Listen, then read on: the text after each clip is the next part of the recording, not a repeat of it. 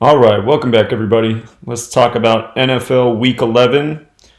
Again, before we get to Sunday's picks, let's just talk about what we saw in Thursday night's game. Last week, we started using the stadiums, and this week, the stadium was a good indicator for the Browns. They had a chance to pick up their 58th win in their stadium, Pittsburgh 58. They went on to do that. And let me check with the chat real quick. Is the sound coming through okay? Can you guys hear me?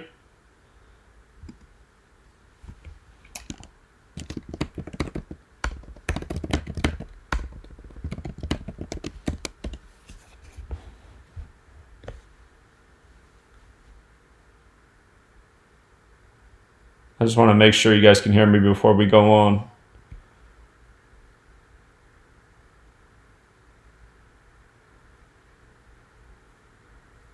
Okay, cool. You guys can hear me. Okay, that's good.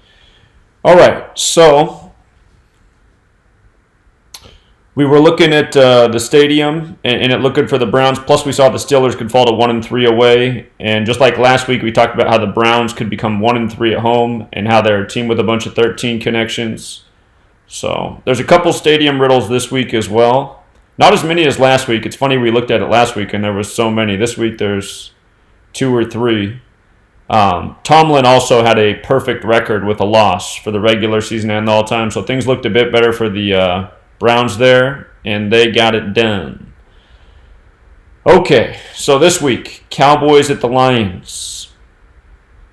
The day leaving 44 days left in the year. Detroit equals 44. Something that could go against the Cowboys in terms of their record is if they lost, they would be 5-5 in their 10th game, 55 the 10th triangular number. It's also week 11, and 11's the 5th prime number. So they could become 5-5 in week 11. It would make sense with the week count and their total game count. The Cowboys are 14-11 versus the Lions in the regular season. If they didn't lose, they'd stay on those 11 losses. That's just one of the tricky things there. I guess if they did lose, they'd pick up their 12th loss in the series, and they'd do it in Detroit. Detroit equals 37 in the most pure cipher. So they could get that 12th loss in the series. The Cowboys are 5-8 at the Lions in the regular season. Could fall to 5-9 on the 17th of the month, 59 the 17th prime. Keep them on 5 wins in week 11 too. So that's another thought. Dak Prescott, he's on 17 away wins, regular season and all-time. He's on 11 away losses in the regular season. He's also on 37 regular season wins, and Detroit's 37. And looking a week ahead, they play the Patriots next. If he stayed on that 37, Patriots is also 37. So,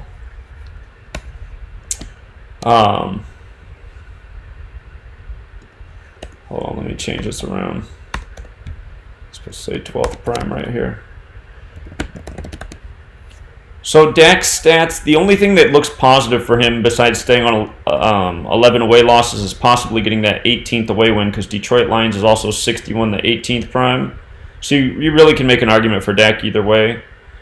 And Jason Garrett, if he did win, he'd get his 83rd win. Detroit, Michigan's 83. If he didn't win, he'd stay on those 82 going into next week's game against the New England Patriots, who are 82.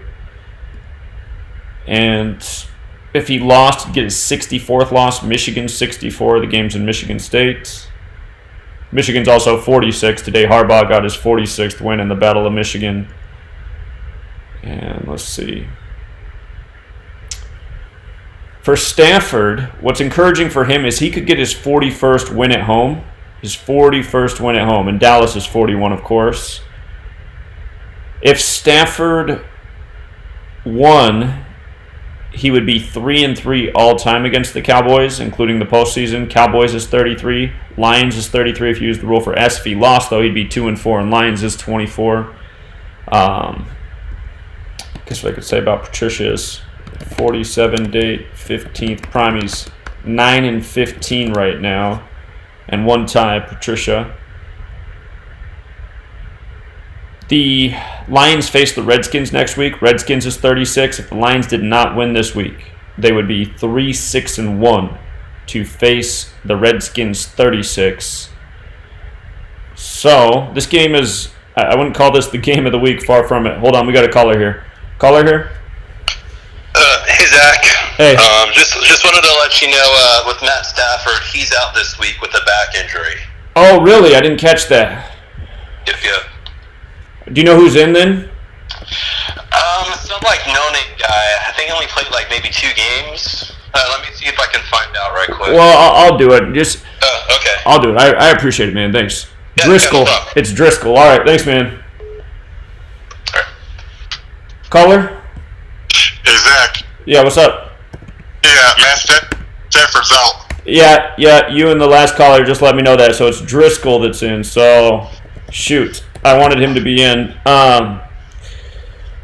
Okay, Driscoll. Yeah, it's not encouraging. All right, man. Appreciate it. No problem. All right, thanks. Okay. I didn't catch that Stafford was out. All right, let me fix this. Driscoll is 1-5, 1-1 at home. I don't think Driscoll's ever played in the postseason. If he lost, he would be 1-6 and 1-2 at home. Detroit's 37, the 12th prime. Yeah. Let's see what day's his birthday.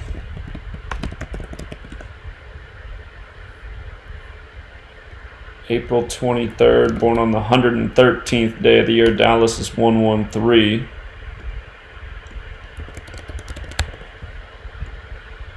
Let's see. Game's 208 days, or span of 209 after Driscoll's birthday. Well, that was a big part of the equation. If the Lions were going to take this one, was that Stafford could get that 41st home win.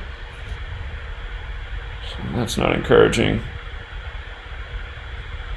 If the Cowboys won this game, the ref on the field, they'd stay on 7 losses with this ref on the 17th of the month, 17, the 7th prime. And the Lions have really struggled with Tony Corrente. They could get their 17th loss with Corrente on the 17th. And it's also week 11, of course, the 5th prime. They could stay on 5 wins with him as well. Looking ahead for the Lions, I just looked at their remaining home games. If they lost their next 3 home games, which would be Dallas, Chicago, and Tampa Bay, they'd get their 79th regular season loss against Tampa Bay, and Tampa Bay is 79. So it's very possible that it does go that way, especially if Stafford's going to be out.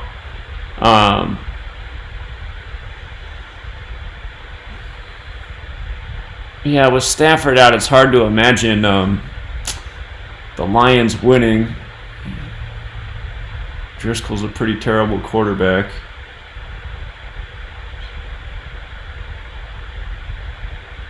But you just never know in the rigged NFL. I mean, All right, we'll come back to this game. There's a handful of games this week that look really, really good. I didn't include this game in that group, but now with Stafford out, I'm thinking, yeah, the Cowboys probably get it done here. It's just those fives, those could haunt the Cowboys. All right, we'll come back to that game. The Jaguars and Colts. Something that's interesting that's going on this week is, of course, the Patriots and Eagles are playing each other. Rematch of Super Bowl 52, and they have ref number 52 on the field. Go figure. And then Nick Foles is making his return this week as well. And, of course, Nick Foles was the quarterback in Super Bowl 52. So I think there's some sort of synchronicity here between these games. Notice you have the same type of thing going on. The Jaguars could improve to 5-5, and the Colts could fall to 5-5. Again, week 11, the 5th prime number.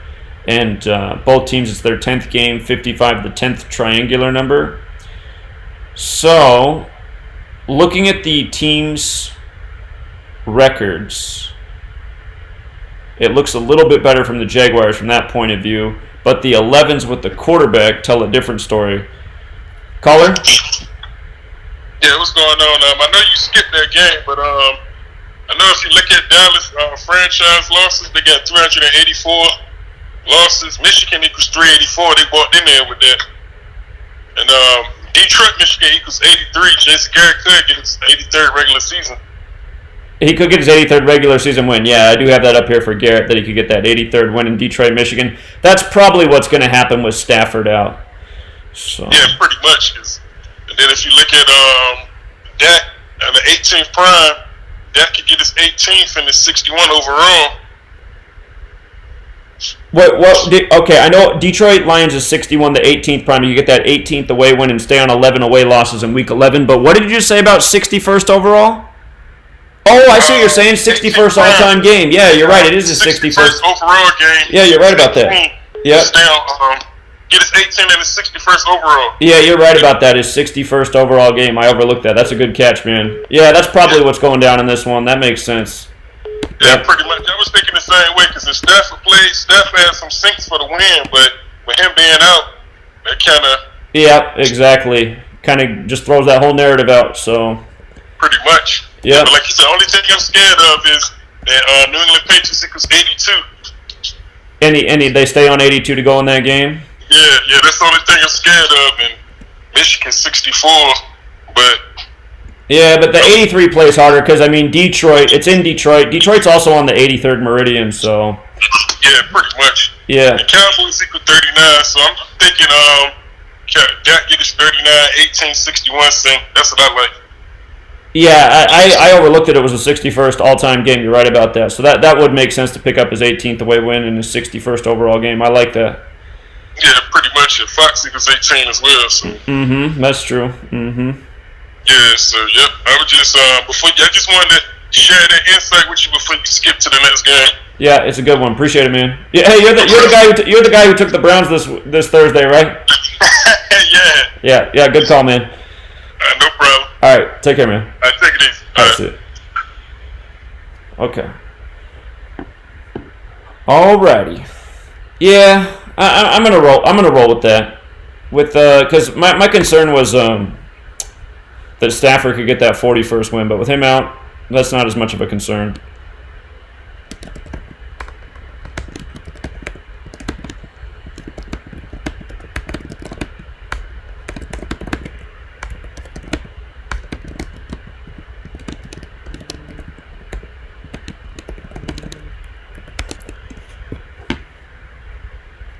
Caller? What's up, Zach? How's it going? What's up, man? It's tough imagining the Lions beating the Cowboys, but I just got a couple notes on that one. It's a 67 date. Jason Garrett could potentially get his 67th all-time loss. Is this true? And if the Lions did win, they'd be 3-3-1 in the conference, and 331 is the 67 prime and 67 date. Yeah, that's true too, man. Yes, I mean, just looking at it, you expect the Cowboys to win, but if the Lions did win the next two, it'd be 5-5-1.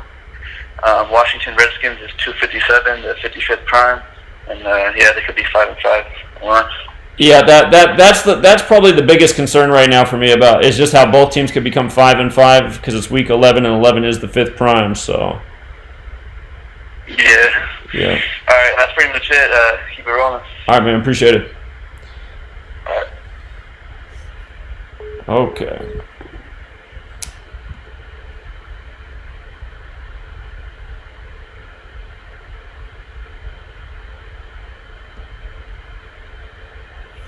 If they lost, they'd be 2-4-1 in the conference, the 53rd prime, that special football number. But yeah, it is true. If they won, they would be 3-3-1 in the conference, which is the 67th prime on the 67 date. All right, there are a lot safer games in this game this weekend, but man, yeah, I would stump everybody if Jeff Driscoll came in and won.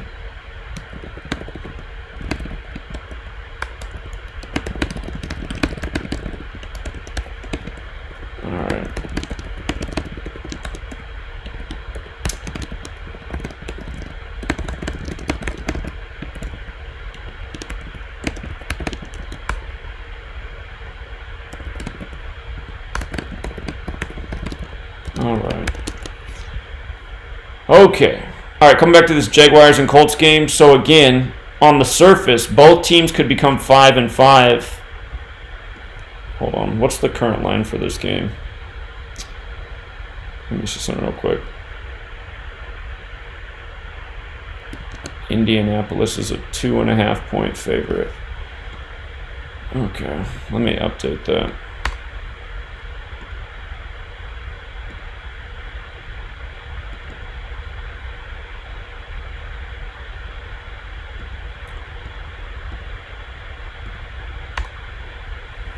Okay, so Colts are a slight favorite at home.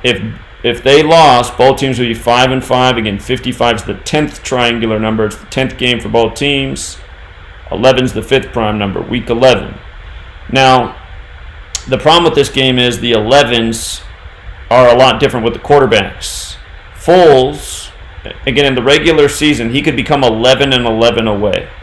His all-time stats, he could stay on the 11 away losses, but usually it's the regular season stats that matter more. So Foles could become 11-11 away in week 11, plus Colts equals 66, the 11th triangular number. And then Brissett, he could also get his 11th win. And he could stay on 15 losses. You do have the 47 date numerology as well, which is the 15th prime. So a lot of times when push comes to shove, it's the quarterback that takes the cake. The 11 that could go against the Colts, as well as the coach of the Colts could get his 11th regular season loss. So to me, that makes this game a little bit dangerous. But I think this game will be connected to the Patriots game against the Eagles. I think you're going to see some sort of parallel between this game and what happens in the Eagles-Patriots game. Because again, Super Bowl 52, and again, ref number 52 is on the field for the Eagles and Patriots game. And then Foles now playing for the Jaguars. And it was the Jaguars that the Patriots beat in the AFC Championship that year. The year they went to Super Bowl 52. So, if the Jaguars lost, they'd be 2-3 away. Jaguars is 23 in the most pure cipher, but it's also 32. Check one more thing real quick. Remind myself who the Jaguars play at next. They play at the Titans next. And if they lost both games, they'd be 4-7. Tennessee's 47. So make a note about that.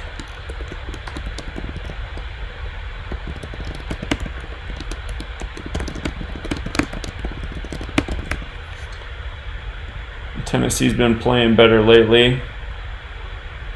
And notice if they lost that game to Tennessee, they played Tampa Bay after that. Tampa Bay is also 47.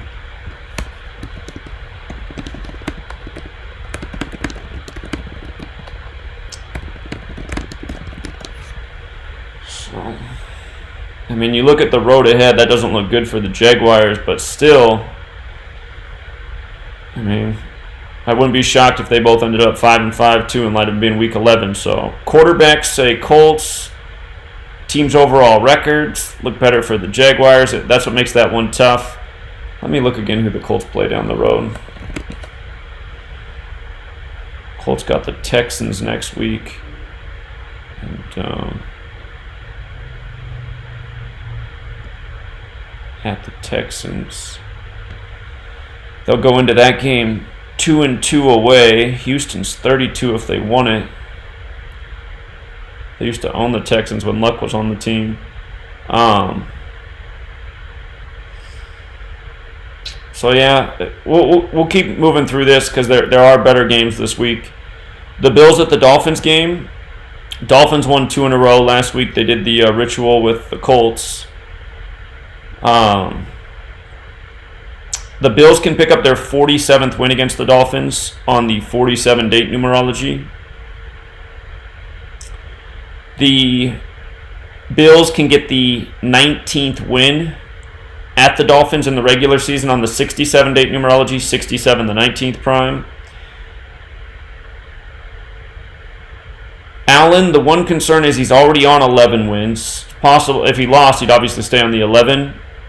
But notice if he wins, he's 5-5 away, week 11, the 5th prime, so that could also make sense.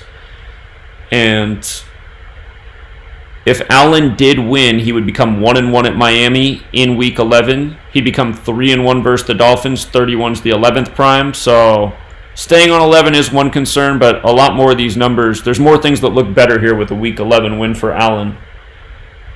McDermott can get his 22nd win regular season and all-time on the 22-date numerology. Bills can pick up the 7th win of the season on the 17th of the month. 17, the 7th prime. And the Bills do face the Denver Broncos next. Denver Broncos is 64 in the most pure cipher. If they lost, that would be the one fear to go into that game 6-4. But there is an S in Broncos. So Denver Broncos is also 73. They can go in 7-3. And if they beat the Broncos, they'd become 8-3. Well, if they won this weekend, beat the Broncos, they'd be 8-3, and Colorado's 83. Also, I like that Fitzpatrick can get his 36th home loss this week. Buffalo's 36. So is Miami, but he's facing Buffalo, his old team. So he can get that 36th loss. The only thing that I really see that's good for Fitzpatrick is he could become 4-3 versus the Bills. But the Bills can also become 4-3 versus him. Dolphins is 43. And he's 2-1 at home versus the Bills. He could become 2-2 on the 22 date. I suppose he could also become 3-1 because 31's the 11th prime. But based on the head-to-head record and how things line up nicely with the date numerology for the Bills, and that Allen and McDermott both make sense in terms of the date numerology, and again the 7th win of the month, or excuse me, the 7th win of the season on the 17th day of the month. I think that is the better narrative. Plus, Fitzpatrick can get that 36th home loss. This ref, he's never dealt with either team. The Dolphins' next home win is 151, which is the 36th prime number, and Buffalo is 36, but so is Miami. So I don't know if it really matters that too much. Like the stadium riddles that hit were the ones where it was just like a direct connection, not having to use the prime number relationship. So I'm thinking Bills look like the better choice here. Date numerology supports the head-to-head record, and Allen has quite a few things that connect. So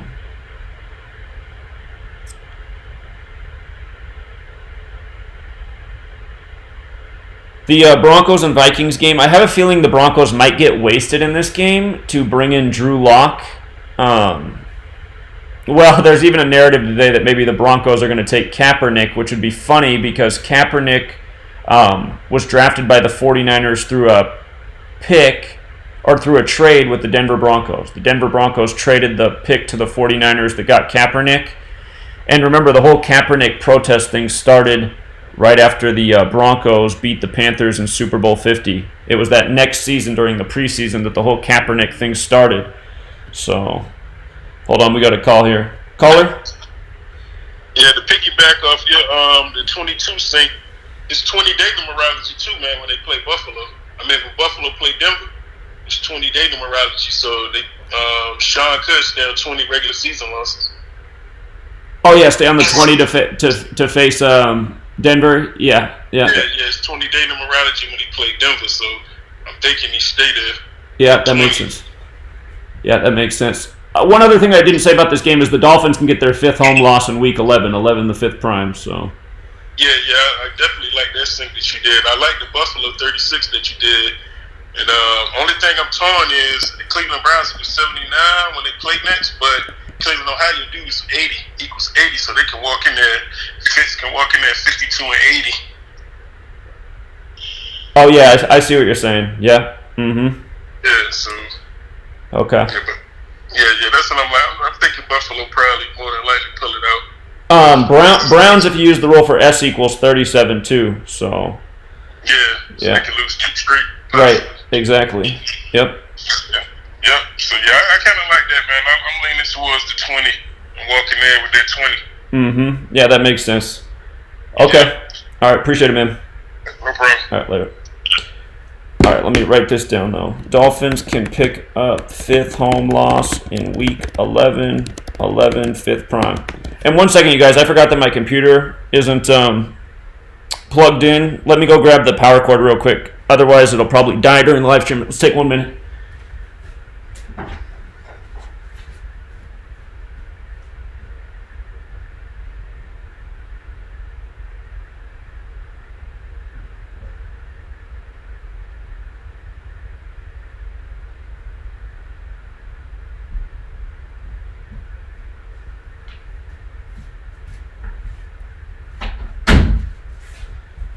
All right, 1 second. Almost got it done here. I'm doing my stand-up thing because my back is killing me. Oh. All right. Okay, sorry about that. So anyway, looks like the Bills got the better riddle here. And the next game, Broncos at Vikings again. There's this narrative to get Drew Lock in, and Drew Lock's the kid with the super Jesuit connections. But then there's also this story today about maybe the Broncos will get Kaepernick, so we'll see about all that. But if the Broncos do lose, they're 3-7, and Vikings equals 37 in the most pure cipher. There's an S, and it is also 46, but usually it's the more pure number. Plus the Vikings can become 8-3 over the Colorado team. Colorado's 83-38, like Minnesota's 38. And the Vikings can get their 5th home win as well in Week 11, the 5th prime. So I imagine it goes that way. What's up, Victor?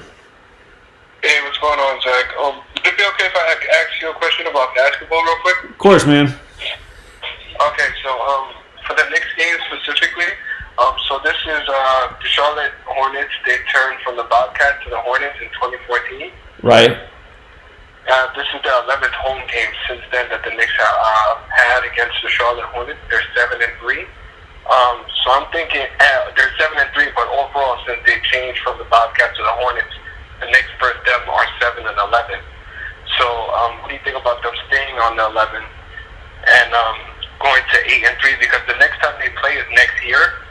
They don't play again this year, and that day is January 28th. So if they become 8-11 today, they could possibly become 8-12 on January 28th. A reshuffling of those numbers. Yeah, that's a good observation. I mean, it's possible. Sometimes it works out that way, or sometimes it looks good and it doesn't come through. So, this would it be the 11? Is that an over? Like, is that looking too hard to do it?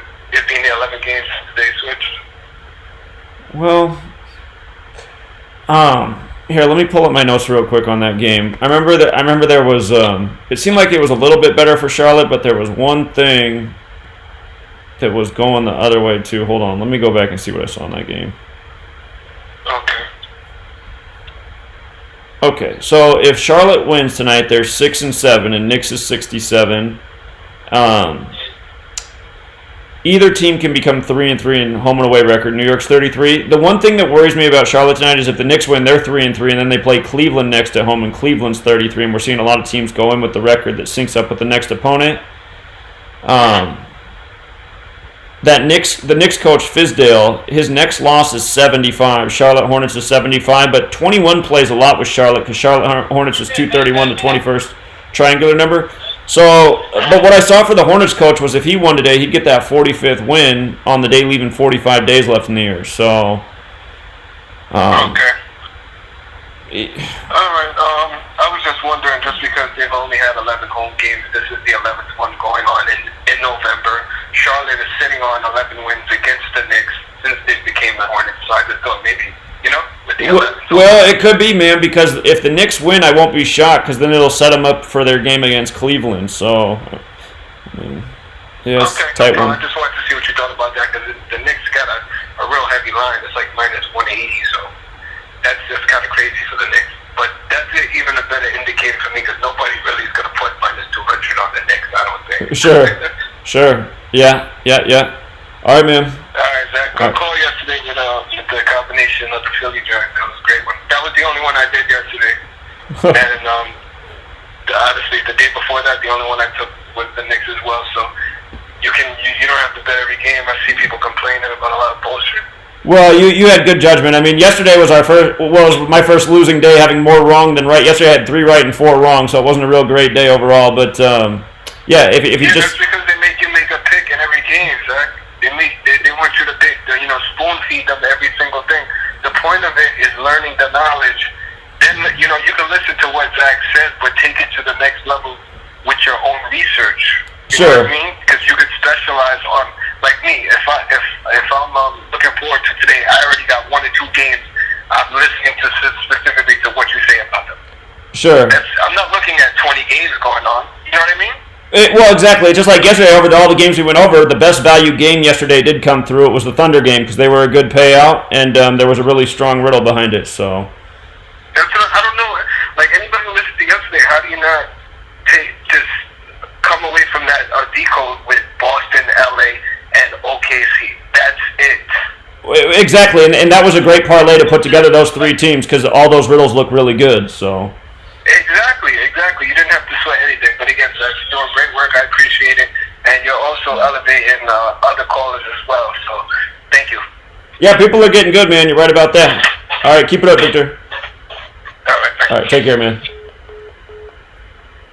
I feel bad that Pix hasn't called in for a while because I know he's influential too. A lot of people use his terminology. But anyway, this Broncos and Vikings game, I mean, Vikings are a huge favorite, so doesn't mean they'll win for sure, but I like that they can get the 5th home win in Week 11. And again, I like that the Broncos can fall to 3-7. There's actually not a whole lot else to dig into in this game. There's nothing super clear with Cousins' record. He could get his 17th all-time loss on the 17th. I'm not really going to sweat that, though. Again, I'm looking more at the regular season stats. I like that Zimmer can get his 55th win in Minneapolis. Minneapolis is 55, so that makes sense. And let me just write down this one other thing. Vikings can pick up 5th home win in Week 11. Caller? Hey, Zach, I'm very disappointed, man. What's up, man? Minnesota, they lost me, man. I thought they were going to get it, man. There was a nice riddle there with the coach. But I ain't blaming you, but why didn't he play, man? The other guy ain't played, man. That ain't right, man. How the NBA do that, man? He ain't play. So like when the guys don't play, they gonna lose most time, man. Who didn't play? The other guy, what his name for Minnesota? What his name? One guy good. Wiggins. Wiggins ain't play. Oh, basketball game last night. I thought you were talking about the college football game today. Yeah, I'm sorry, jumping. I mean, I just turn you on. Well, yeah, that Minnesota game, that Minnesota game, I thought had a pretty good riddle yesterday too. That game didn't come through. That game was disappointing. So. It didn't make the Wizards look like the Lakers, man. Come on, Wizards look like the Lakers now. Them players just won the 3rd game. They look like the Lakers. Well, Beal's on fire. I seen Beal scoring over 40 points a game. So. Oh, Beal good, huh? Bradley Beal is a good basketball player. I mean, there's no doubt about that. But yeah, he's been on fire lately. That's what I noticed. Yeah, I should know that because he's from my area, right? The team, anyway. Yeah. I should know that. Yeah. What's going on? Hey, so let me ask a question real quick. So far, I did pretty good college, though. That's good, man. That's good. So I did good in college. I mean, I put some of my picks too, and did some of your picks together. Nice. So I'm waiting for LSU to win. Okay. They should win LSU. I look pretty good for them all. They should win LSU. Yeah. I agree with that. Okay, no problem, Zach. No problem. Just let us know. Everything all good, man. All right. Appreciate it, man. You too, man.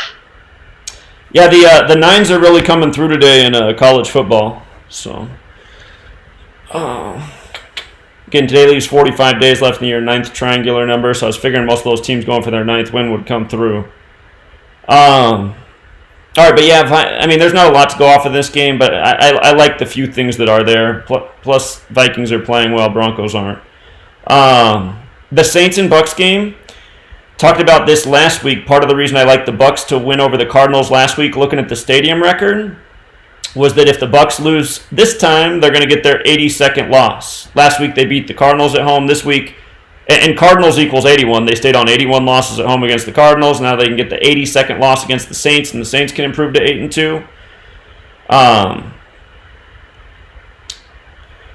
There are a couple things that are a little bit concerning for the Saints. They could get their 22nd loss versus the Bucks on the 22-date numerology. Tampa Bay also equals 79, the 22nd prime, so that is something that's there. they're on 15 wins at the Bucks, 47 date numerology, which is the 15th prime. So the date numerology is the concerning thing. Tampa Bay also equals 47. Let's see. Breeze can stay on 62 away losses. Tampa Bay Buccaneers is 62 and Buccaneers is 62. Breeze has 17 wins versus the Bucks. He could stay on 17 wins on the 17th, and he could pick up his 11th loss versus the Bucks in Week 11. Some of this stuff's actually reminding me of last week, right? But as good as the stadiums were, I'm still going to take the Saints here this week, and I'll show you why. The ref number 126 is on the field. Sean Payton's going for his 126th win. Earlier this season, this ref was on the field in a Chargers game, and Phillip Rivers got his 126th win. So we've already seen this once this year. Now you have this same ref, and now Payton can get his 126th win. And hold on, we got a caller here. Caller? Hey, what up, Zach? What's up, Izzy? Hey, in light of what happened on Thursday, what happens when NFL players train with a UFC champion fighter? You know what happens? No, tell me. The NFL becomes a WWE. Oh, okay. Myles Garrett trained with the champion, the heavyweight champion. So, but and also just like WWE, Mason Rudolph declined any charges. So, and also the league has bubble wrap the quarterback. He just get a slap in the wrist, a fine, and he just instigated. And how all this happened? 5 seconds left in the game. The outcome is already made, and this happens. So you can't, and it's kind of like the drama. Hey, it has people to talk about. Oh, look at this. Look at how many games is Myles Garrett going to be suspended? That was the whole topic. That was the whole shows on ESPN. Right. And also, I also agree with what you said. Also, Golden State Warriors. It's like the whole team is hurt. And first is the broken hand epidemic. Curry hurts his hand. Draymond Green hurts his hand. What's up with this? Also, I noticed that also it's kind of, I call that like the shiny stadium syndrome. So sometimes people just let's go visit the new stadium. It's kind of new. It's nice, shiny. So people just go to see and experience the new stadium, and the basketball team becomes like an exhibit. And if they happen to win, it's a bonus. Right. Right. So yeah, that's all I gotta say though. All right. Appreciate it, Izzy. All right. Thanks, man. Okay. So it'd be something to get it to get beat by the Saints 2 weeks in a row. Last week, we saw that the Saints could go down last week, picking up that 48th loss against Atlanta. That number plays hard with Atlanta, just like how the Hawks should fall to 4-8 tonight against the Clippers.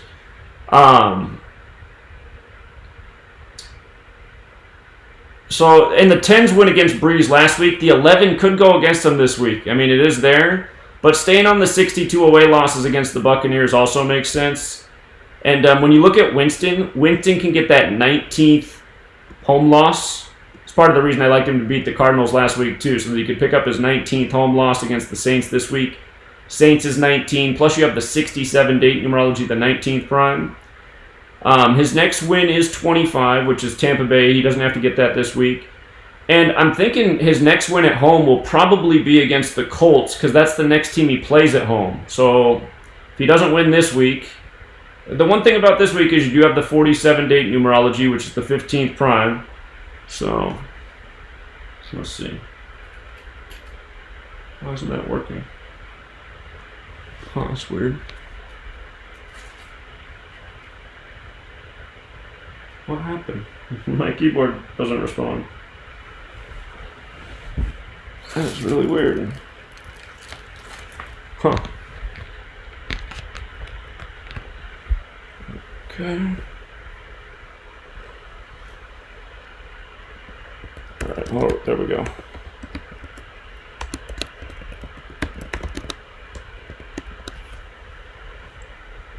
Okay, if Winston did win, one other thing is he would be 4-5 versus the Saints. New Orleans is 45. He'd stay on the 5 losses in Week 11. Again, 11 the 5th prime. So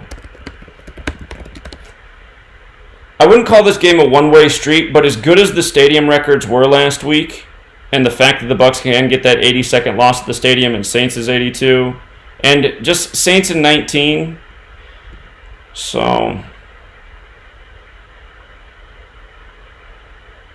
Plus, Saints get to 8-2 on the season as well. And Saints equals 82 as well as 37, so the Bucs can fall to 3-7. The Saints can get to 8-2. I think that's the better riddle. And let me check one more thing real quick. Double check who the Saints play away at next.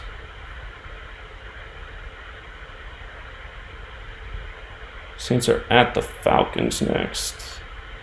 It's not going to help.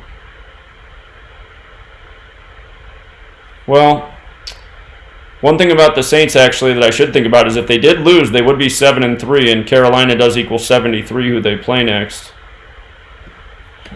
Make a note about that.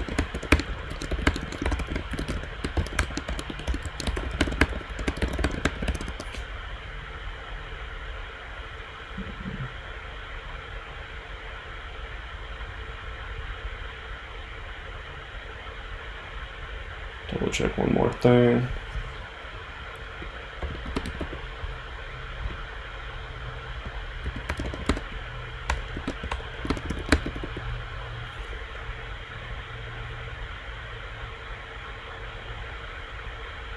James Stadium 72. The Saints come into this field 7-2. Raymond James Stadium 72. Tampa, Florida is also 73.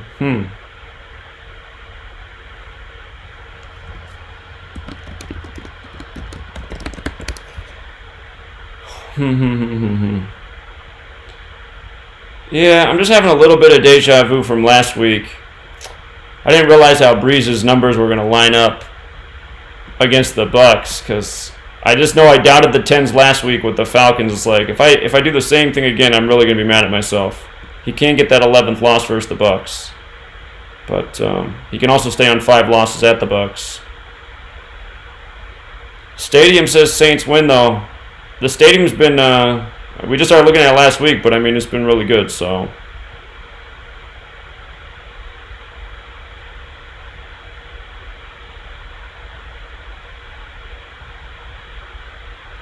Okay, we'll come back and review everything.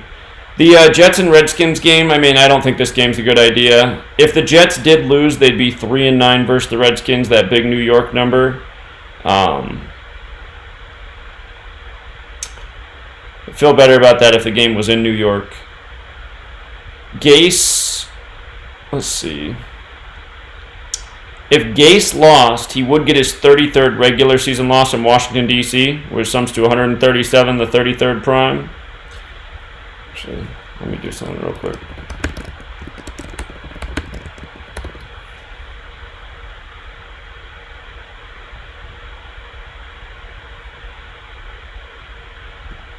Yeah, but there's not great syncs with either quarterback. I mean, Haskins hardly has any games played. If Haskins did win, he'd be 1-1 in Week 11. Callahan could become 2-2 with the Redskins on the 22-date numerology. He could get his 17th win in the regular season on the 17th of the month, but I'd rather look for there's just other games to choose from, so I don't know about messing with this one. Probably the best clue on the board is the possibility that the Jets can fall to 3-9 versus the Redskins, just based on how much New York in 39 plays. Of course, that was the number last week with the Giants and Jets game. But again, I wouldn't get greedy. I'd just leave that one alone. The Falcons and Panthers game is interesting. The 5s can play either way. Atlanta can fall to 1-5 away. Atlanta is 15. They'd get their 5th away loss in Week 11. The Panthers can also fall to 5-5 overall. And let's see here. If Ryan won, he would become 47-47 away. Panthers is 47. You got the 47 date numerology. Ryan could also get his 15th win versus Carolina. So let me add that.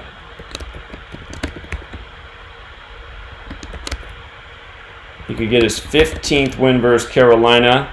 And if he did, he'd become 6-6 at Carolina. 66 is the 11th triangular number. So that would make sense in Week 11. Dan Quinn, his stats aren't real clear. He comes in with 38 wins. Panthers is 38. He could, for all time, he could stay on 37 all-time losses. Carolina's 37. Or he could get his 38th all-time loss. Again, Panthers is also 38. They lost in Super Bowl 38 to the Patriots, and they lost on the 38th day of the year to the Broncos in Super Bowl 50.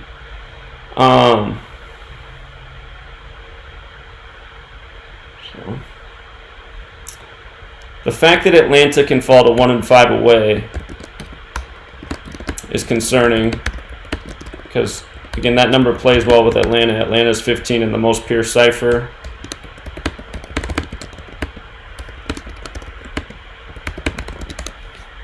All right. For Allen, this is his first start versus the Falcons. Rivera, there's nothing real clear with his stats. So there's nothing that really jumps out with the stadium other than Atlanta's on 12 losses at the stadium. It is Week 11. If they lost and became 12-12, Carolina's 37, the 12th prime. So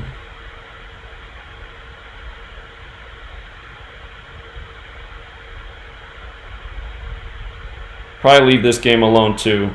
If the Falcons did win, they would be 3-7. Carolina's also 37. I think if I did play this game, I'd take the Falcons to cover, but again, not crazy about this one. Caller?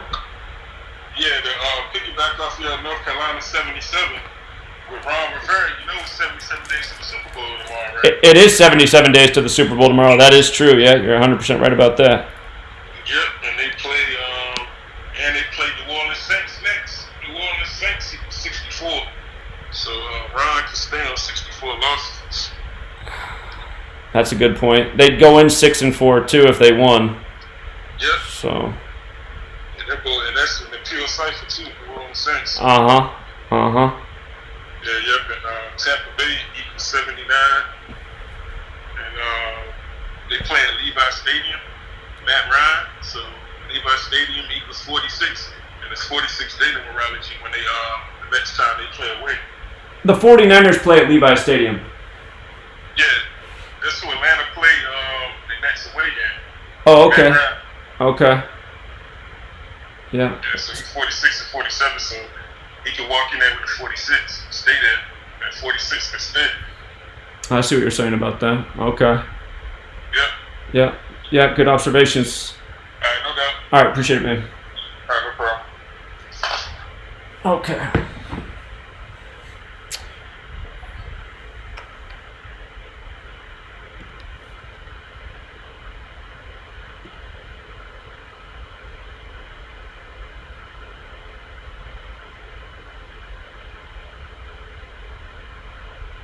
All right.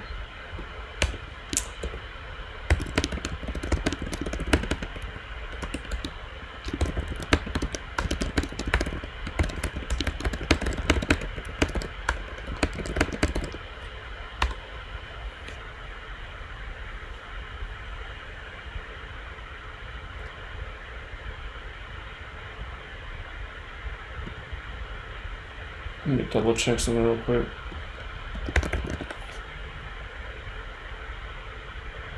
Panthers got the Redskins at home next one. What's up, Rod? What's going on, Zach?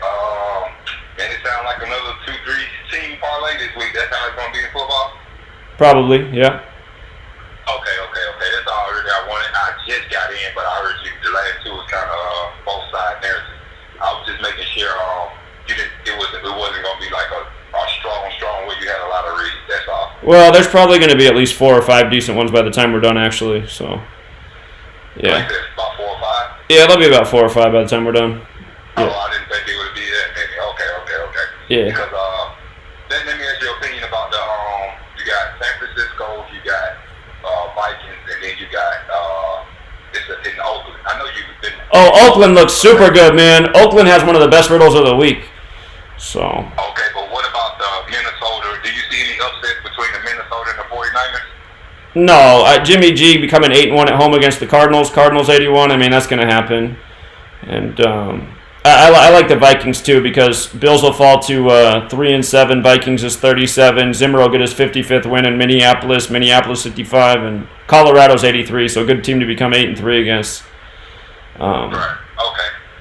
That's all I want. The Bills look good too. The Bills look good too. The head-to-head record looks good for the Bills. It syncs up perfectly with. I like the Bills too because Denver, if they lose their next straight, they'll be 3-8, and we already know about 38 in Colorado. Exactly. Yeah, so I think that. But something else I was going to ask you. It kind of slipped my mind, so I guess. Yeah, if it comes back up, I'll probably hit you back a little later. Okay, I'll be here for a while, so just call me back. All right, see you, man. Exactly, that's what it was. What about the Did you? Because I hear you. That's what it was. I hear you saying all about the fives, and then I just heard you say about the 66, the 11 triangular number. What about the Kansas City and San Diego? Because I noticed like if the Chiefs lose, they get their 5th loss, and then San Diego win, they get their 5th win of the season. So did you find some extra on that game? Well, I'll get to that one, but my concern with that game is there's actually quite a bit that looks better for the Chargers in that game. But if the Chargers do lose, home teams will be 6-6 on Monday Night Football. So, kind of tricky because you got that 11-week 5th prime, and it almost seems like that's all that matters for these primetime football games is just the pattern from week to week. It's just like the Cowboys game last week. I mean, on the surface, it looked like almost everything lined up for the Cowboys, but it was there that if the Cowboys lost, home teams would be 5-5 in Week 10, 55, the 10th triangular number. So, right. Yeah, so it's the same type of thing with that Chargers game. Okay, I see. And then you saying it looks kind of better for the Chargers. You said more stuff lines up for the Chargers now? Right. Yeah, that'll be the last game I get to, but yeah. Yeah. So. Okay, I was going to. Well, it might be a good step to help. I know Andy Reid, he have lost before, but he really don't lose back-to-back after losses, so you might want to see Andy Reid's record after a loss. I got to figure out where I can look up a stat like that. I know. I thought maybe you could do that, but I know it's a pretty good stat. Maybe somebody listening might have an idea. They might have said it over the TV. But, yeah, that Andy Reid and Bill Belichick, they don't really lose twice, and Bill Belichick off a bye week, and he's off a loss. So those 2 games right there, I don't know about those, considering the history of the coaches. Well, you know what's funny about... Oh, never mind. I was thinking it was Sunday Night Football for a second, but it's not. So, yeah, we'll get to that game, too. Okay, I ain't want to hold you on no longer. If you can, my big game that I was going to concentrate on, I doubt it now because it looks like I'm going to just play NBA tomorrow. Monday when I'm in Vegas, but if you can, that's the game I was going to play Monday at the Chargers, but, like, if you could be real clear, like, if it's a 2-sided scenario, if you could just say stay away from that game, or if you really like somebody, just, be precise when you break down. Well, I can already tell you about that game, man. It looks, again, on the surface, it looks better for the Chargers, but I do fret the fact that home teams can become 6-6, the 11th triangular number to conclude Week 11 on Monday Night Football. So it's possible that by the conclusion of all the Sunday games that we see like a really great riddle for the total home wins for the season. What was the Sunday night record? Is it close to being 6-6 like the Monday Night Football? It's 5-5 right now. It became 5-5, just like Thursday Night Football became 5-5 last week, and so did Sunday Night Football. 55, the 10th triangular number. So Monday Night Football probably was 5-5 too, right? No, Monday Night Football, because they have one extra game, remember, because there's a doubleheader. So I pointed that out, because if the 49ers lost, home teams would be 6-5, and San Francisco 49ers equals 65. I was talking about that last week too, because I said at the I told you that on the phone last week. If the 49ers lost, it would set up the possibility that home teams could become 6-6 in Week 11, 66 the 11th triangular number. I remember talking to you about that one. Oh yeah, I remember. Yeah. I just wanted to know did they go through the 5-5 pattern like the Thursday night and the Sunday night? They couldn't. I see it definitely did. Well, they couldn't because they had the one extra game. So. Yeah.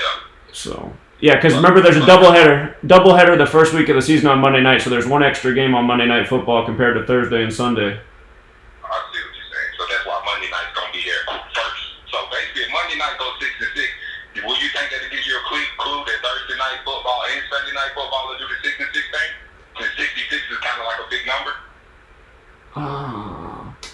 Well, it'll be Week 12 next week, so we got to look at the teams in that one. Maybe I got to look at who plays Thursday Night Football next week. But yeah, I'll check it out. All right. Okay, appreciate it, man. See you. Okay. So, let me see here.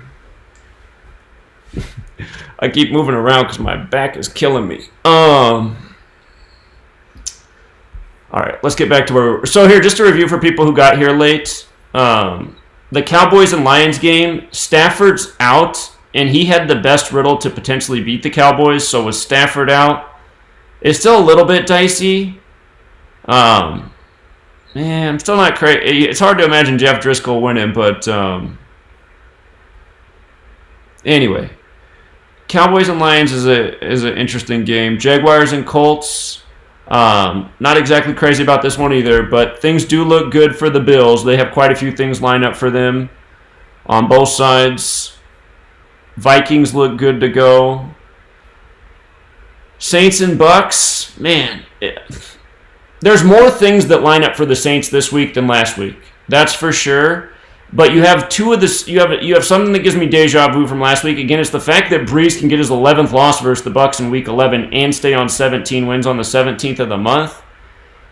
So I didn't anticipate seeing that. My thought from last week was that the Saints would come in and beat the Bucks because of the stadium record and the fact that Winston can get his 19th loss, Saints 19 on the 67-date numerology, the 19th prime.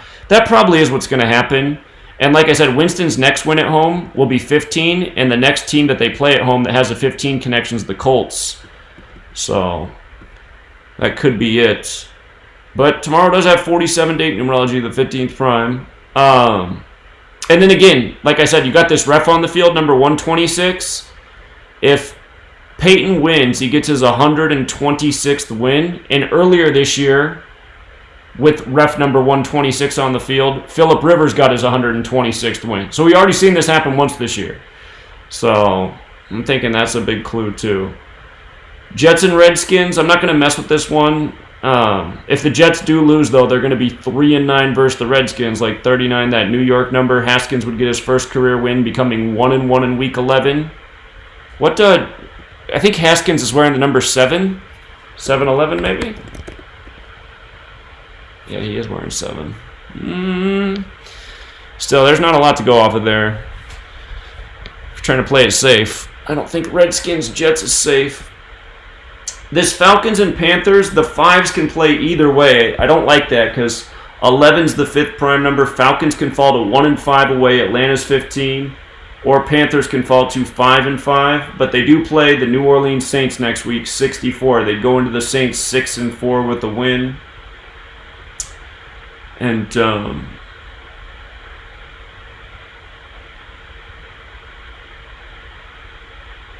if Ryan didn't lose going into next week, he'd stay on those 78 regular season losses. That's the 12th triangular number. If he did lose, I guess he'd get his 79th loss, the 22nd prime on the 22 date.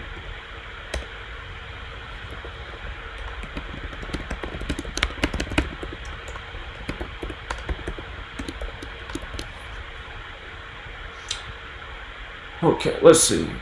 And again, Ryan, if he does win, he will be 6-6 at Carolina in Week 11, 66, the 11th triangular number. Atlanta looked like a new team last week in the scripted NFL, so he could get that 15th win against Carolina as well. If they did win, they'd be 3-7. Carolina's 37. They play Tampa Bay the next week at home. Very winnable game, so they could improve to 4-7 versus Tampa Bay. Tampa Bay's 47. The other way to look at it is if Falcons lose this week, they might very well lose next week to Tampa Bay, because then they'd fall to 2-9. Tampa Bay Buccaneers is 109, the 29th prime. So, let me see. I suppose if Rivera won this week, he could get his 78th win in Week 12. 78, the 12th triangular number. Who do the Panthers play next week again? They got the Saints, though. That's a tough game. At the Saints. It'd be something if the Saints fell apart. You'd have to go back to Teddy Bridgewater. Okay, the Texans and Ravens game. Our stadium riddle says the Texans are going to win this game. Because if the Ravens lose, they're going to get their 51st loss in their building. Houston Texans equals 51, like how they hosted Super Bowl 51. Let's see. The Texans are 0-4 at the Ravens. That means the Ravens are 4-0, and that means if the Ravens lost, they would be 4-1. Baltimore's 41. Problem is there, it's Week 11. 11's the 5th prime, so you could also make the argument for the 5th win against the Ravens at home in Week 11. And let's see. Watson's next all-time loss is 13. Baltimore's 41, the 13th prime. If he won this week, he'd stay on 11 regular season losses in Week 11. And O'Brien, the coach of the Texans, he could stay on 41 regular season losses in Baltimore. Baltimore 41.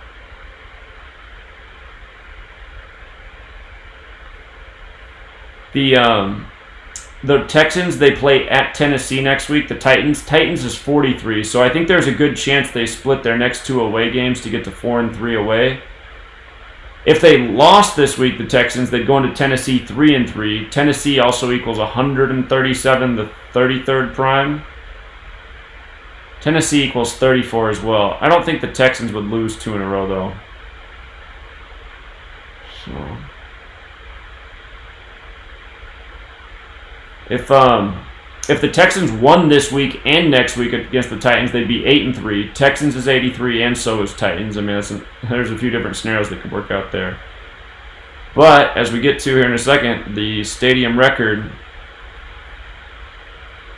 So the best narrative on the board for the Ravens is that Harbaugh can get his 112th win, and Houston equals 112. Again, once upon a time, Deshaun Watson went on the shelf on November 2nd. Supposedly he was injured and out for the year on November 2nd. That was the same day Andrew Luck went on the IR for the season. Andrew Luck equals 112 like Houston. He's from Houston. So the Ravens next week play the Los Angeles Rams. Los Angeles Rams and Ravens are both 83. So I think Ravens have a good chance to split these 2 games this week and next week. And if the Ravens win, they're 4-1 at home. Of course, Baltimore's 41. So it's another thing to consider. Baltimore and 41 is right there. But last week, it was the first time we looked at it. I don't know if it was just, could it have been a fluke because we haven't paid attention to it before, but last week, these stadium riddles, they just came through like no other. And already this week, it came through with the Browns. If the Ravens lose this game, they're going to pick up their 51st loss in the stadium. Houston Texans is 51 in the most pure cipher. Also, the Texans are 0-5 in this stadium. That means Baltimore's 5-0. If Baltimore lost, they would be 5-1 versus the Texans in the stadium, and they'd get their 51st loss as well. So, I mean, what are the odds of that? What are the odds of that? And I'll tell you what, if all these stadium riddles come through again this week, I mean, it is only week 2 of observing it, but I'm just going to feel like this is the money in the bank stat that I wish we knew about even sooner. So, caller? Hey, what up, Zach? What's up, Izzy? Hey, the Texas-Ravens game. If the Texans win, they're going to have mirror records, 7-3 both teams. Right. And one other thing also, I don't know if you heard Bill Russell. He finally accepted his Hall of Fame right after 44 years. And so the reason he said he has accepted it's been 44 years because he said that other black players deserve to be in it. At the time, he didn't want to be the first black player to be in the Basketball Hall of Fame. And the coincidence, what a coincidence. Bill Russell equals 42. Right, yeah, he has a lot of parallels with LeBron. Mm-hmm. So. But that's all I got. Okay. All right, appreciate it, Izzy. All right, thanks, man. Yeah, if you want to play this game, I think the smart thing to do might be take the Texans to cover because they do play a lot of teams tough. It's just that when the Ravens are beating teams, they're beating a lot of teams really good. But, yeah, man, I mean, that stadium riddle, Baltimore falls to 5-1 against the Texans in the stadium and picks up the 51st loss. Again, we know Houston Texans and 51 is important. So,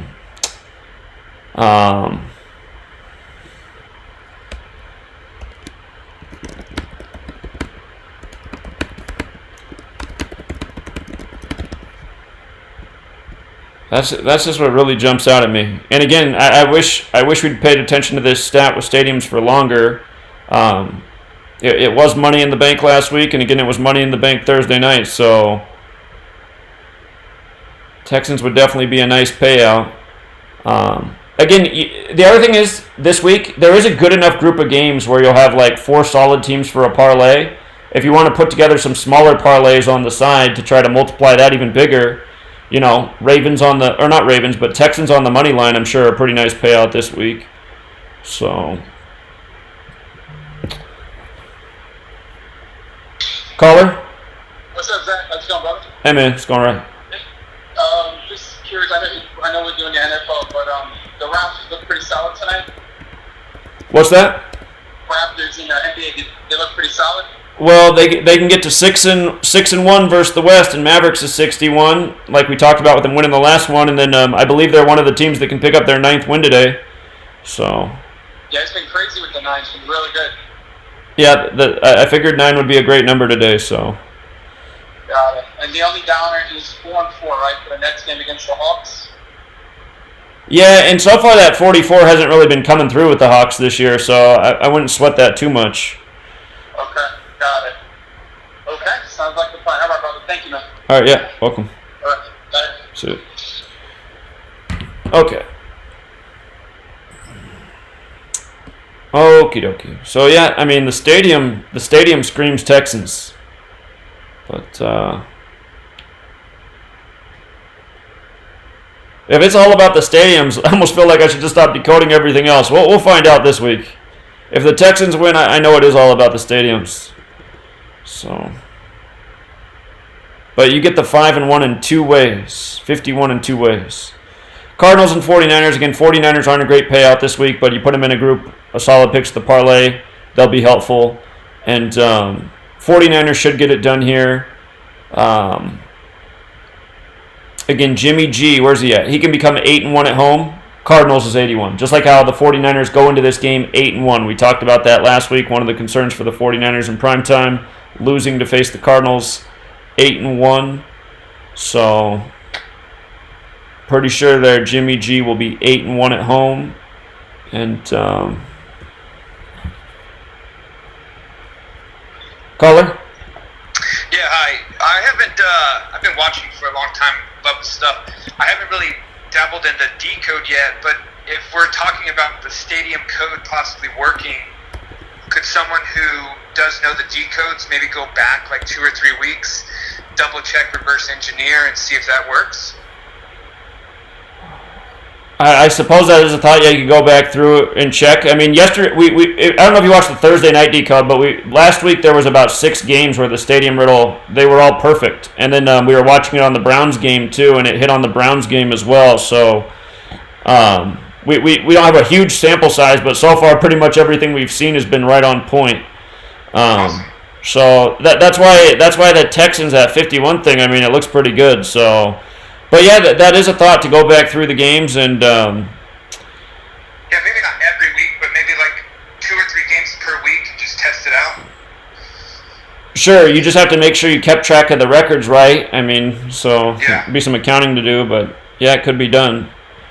Cool. All right. Well, thank you very much. Yeah. Keep it up. All right, you're welcome, man. Take care. All right, bye. All right, see you. Okay. And if I want to see what the money looks like right now. I got to imagine the money's pretty heavy on the Ravens. I mean, the Texans are a good team, but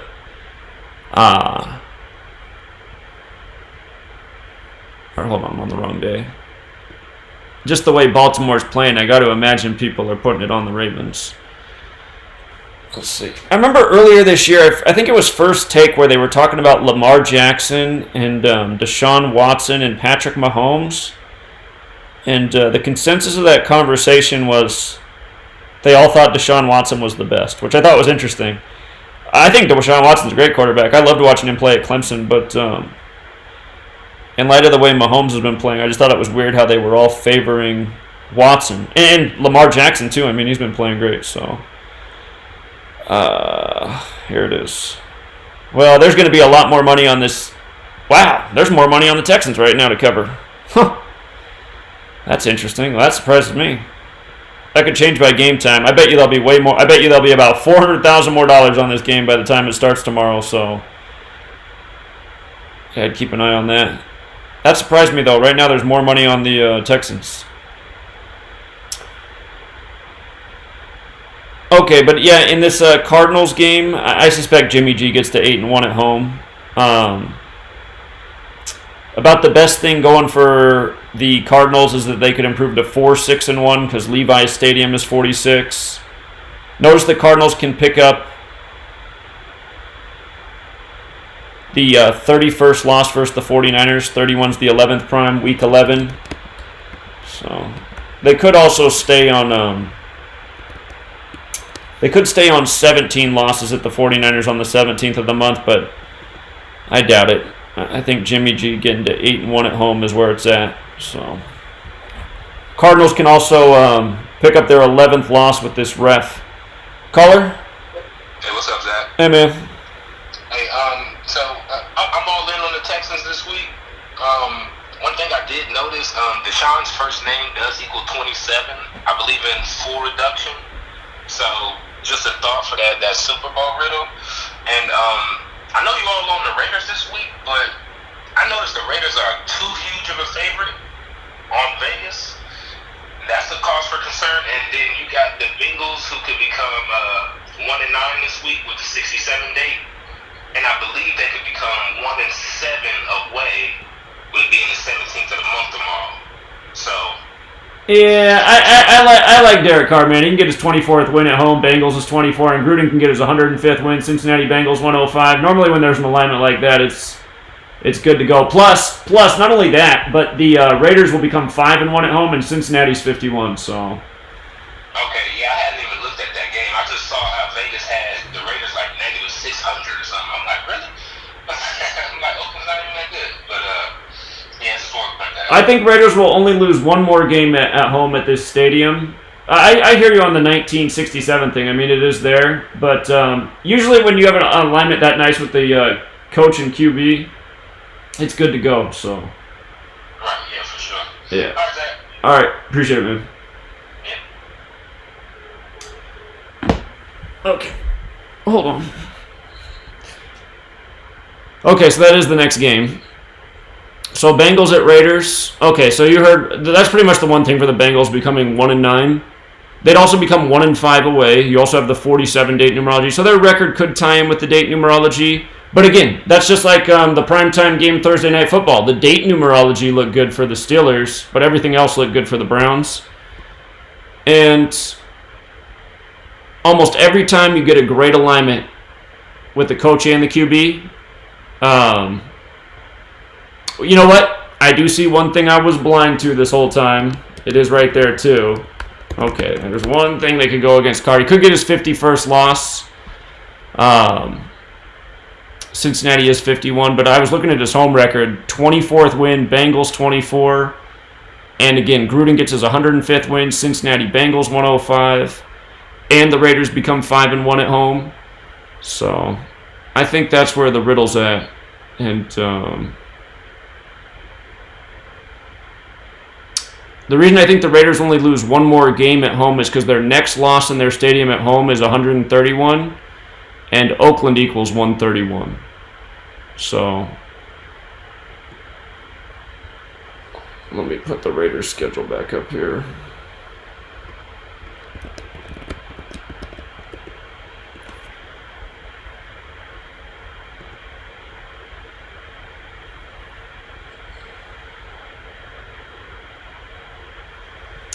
The Bengals would be nice on the money line, though. They are a crazy underdog. Caller?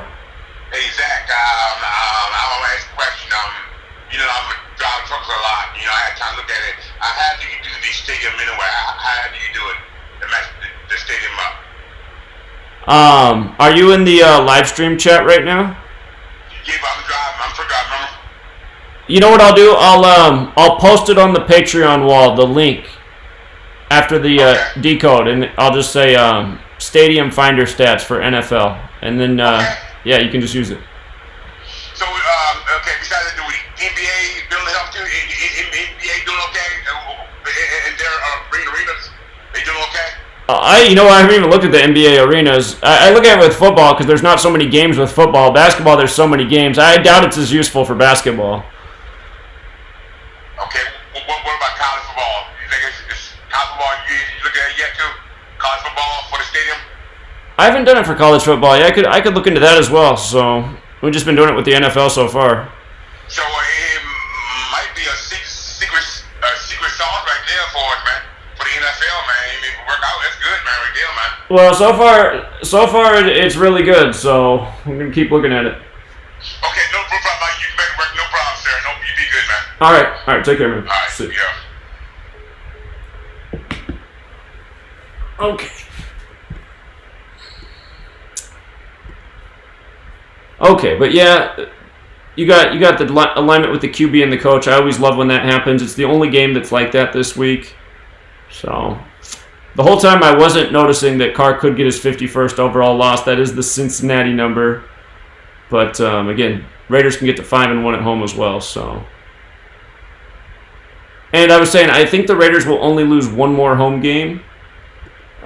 Their remaining home games: Bengals, Titans, Jaguars. So hard to say how the Jaguars are going to play once Foles comes back. But probably be the Titans or the Jaguars before it'd be the Bengals. So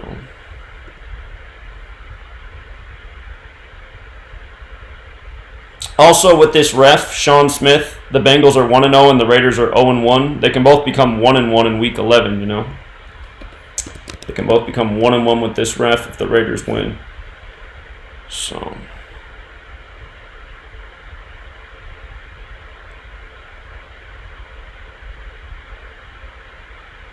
I guess that would be the only real riddle for the quarterback for the Bengals to become 1-1 in Week 11. Caller? Yeah, Zach. Yeah. That's Chris. What's up, Chris? Nick Foles come back tomorrow. Right. Yeah.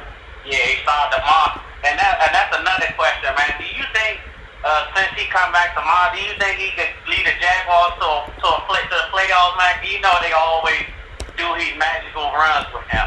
Well, what I was saying is funny about him coming back. Well, I talked about that at the beginning. That's funny he comes back the day the Patriots and Eagles play each other, too. Because the Patriots and Eagles, of course, the rematch of Super Bowl 52 that he won. And then the referee number on the field for the Patriots and Eagles game is ref number 52. So I think there's going to be some riddle between those two games. Right there. Yeah, there's gonna be a riddle between those two games, I'm pretty sure. And also the Eagles signed back Jay Ajayi, too, who tore his ACL last year. Right. Because Darren Sproles is out for the season, so that could be another clue too. Right. Yeah. don't see the Ravens. I don't see the Oakland Raiders losing tomorrow, because I can see them winning them 2 games. They could become 7-4, because they're gonna probably beat the Bengals and the Jets. I think they might lose to the Chiefs though. Right, I'm glad you said that, because Raiders equals 74. That's a big number with them, so I'm expecting the Raiders to get to 7-4 as well. Yeah. Yeah. What's the game you said that you talking about that Redskins and Jets game? Y'all know who's gonna win that game? I don't want to mess with that game, but the one thing that stands out, if the Jets lose, they'll be 3-9 versus the Redskins, and New York and 39 hits a lot. So. Yeah, because that Chiefs and Chargers game, I'll probably tell about people to stay away from that game too, man, because you don't know what. Because since the Chiefs lost last week to the Titans, and then also the Chargers looked good against Chargers looked good the previous week, and then they lost to the Oakland Raiders last Thursday. So you don't know what's gonna go on in that game. Right. Indeed. I'll stay away from that game too. Yeah. I hear you. Yeah, that's all I wanted to call for. All right, appreciate it, Chris. Have a good one, man. All right, thanks, man. Yeah, take care. Okay, so, yeah, I wish that wasn't there. I thought this was the one-way street of the game of the week. The one concern there is this Carr could get his 51st loss, but I'm not going to fret about it too much. I really like how it lines up with Carr and Gruden. So...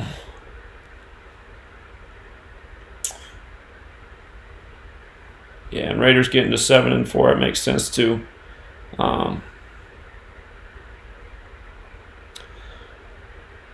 Okay, if the Bengals lose, by the way, they'll get their 11th loss in that stadium. Also in Week 11, they get their 11th loss all time. What's up, Bobby? Hey, what's going on, Zach? I was looking at this Monday night game. Okay. You know, it's the 322nd day of the year. Right, old 3-2-2, yeah. And Philip Rivers can get his 223rd career win, it looks like. I do believe you're correct about that. Yeah. And there's also another 3-2-2 if you look at the Islamic calendar. That evening, since in Islam the days begin at sunset, that evening will also be 3:22 on the Islamic calendar. And Bush Sr., he died 3:22 Islamic and Hebrew calendar because they were in line last year. And then he's sitting at 218 losses. Those are both moon numbers, 223. And wait, hold on. It is the 322nd day of the year, but no, Rivers is on 127 wins all time and 122 regular season wins. Oh man, what was I? I don't know what I was looking at then. My bad. You might be looking at Breeze's record. No, Breeze doesn't even have many. Brady might be the only dude in the league who has that many wins. Shoot. Pull that up. Let's see. Brady's on 215 wins in the regular season, and his career, seeing 222, 218. Maybe that's. I lose you? No, I'm here. Oh, okay. Rivers is going to be his 230th career game, but he's got 127 wins right now. Oh, I guess. I see what it is. It'd be his, okay, my bad. I got excited about that. Is it going to be his 223rd regular season game? Yeah, I think so. It'd be his 223rd game, but it'll be his 219th game started. I was just looking at the wrong. That's probably what it is, because, he probably has some games as backup, too. Okay. Yeah, this is the first time I looked at sports, in a month or two. I've just been so busy. Yeah, man. But sorry to interrupt your live stream. I'll let you get back. That's all good. No worries, Bobby. All right, take care, man. All right, see you. Bye. Okay. So, yeah, I imagine the Raiders get it done there. This Patriots and Eagles game, again, it's a rematch of Super Bowl 52. And I'd pay careful attention to what goes on in the Nick Foles game. He's making his return the day of this. I mean, obviously, this is all some greater ritual here. I was thinking about it for a while, but something that does stand out is if the Eagles lost, they would be 5-5, right? And remember, Super Bowl 52 was in Minneapolis. Minneapolis is 55. The Patriots fell to 5-5 in that Super Bowl, and it ended with the sack fumble by number 55. Well, that's how the game was put away. So that's one thing that jumps out. Could go that way. Then again, if it is a Super Bowl ritual and the Eagles won that Super Bowl, notice if the Eagles win, they're 4-1 at home. Super Bowl equals 41. The Eagles won that Super Bowl with 41 points. The score was 41-33.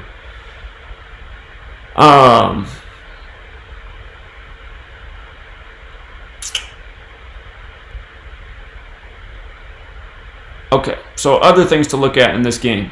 The Eagles are 7-5 versus the Patriots in the regular season. If they won, they'd be 8-5. National Football League's 85. Boston's 85. Brady's 85. So, and you know what? Hold on. Let me see something real quick. What season are the Eagles in?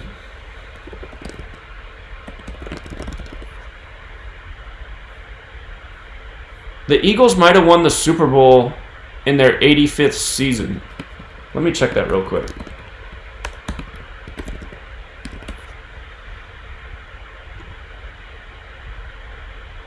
This is their 87th season, so yeah, they did. They won the Super Bowl in their 85th season, because they didn't win it last year in their 86th. They won it the year before in their 85th.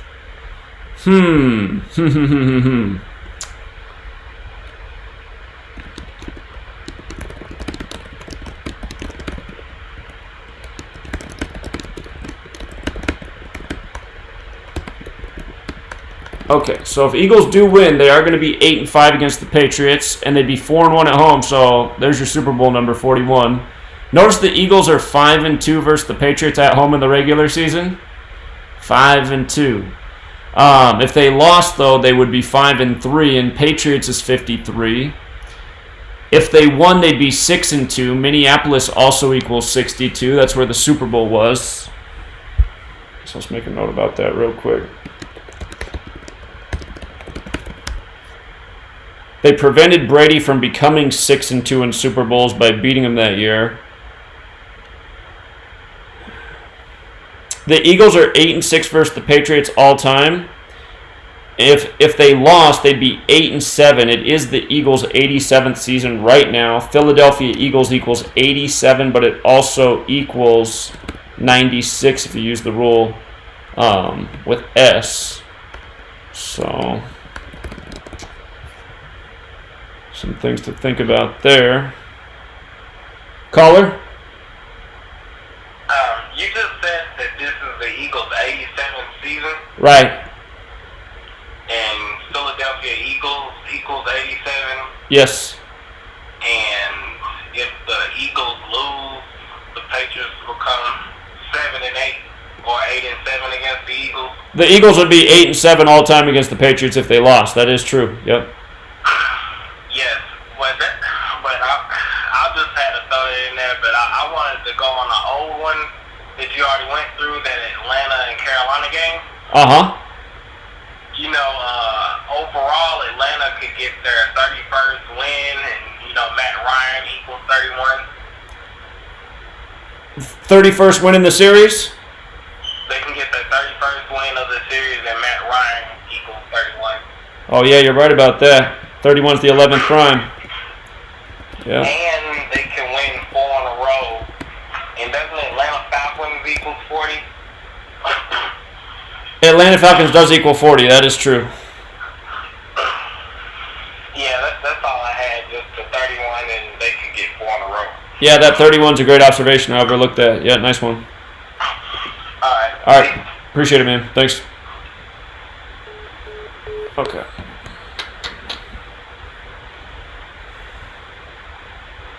Okay, so other things. So the head-to-head record, some interesting storylines here. Hold on, I want to go back to the Jaguars game real quick and see how many days after Nick Foles' birthday it was again.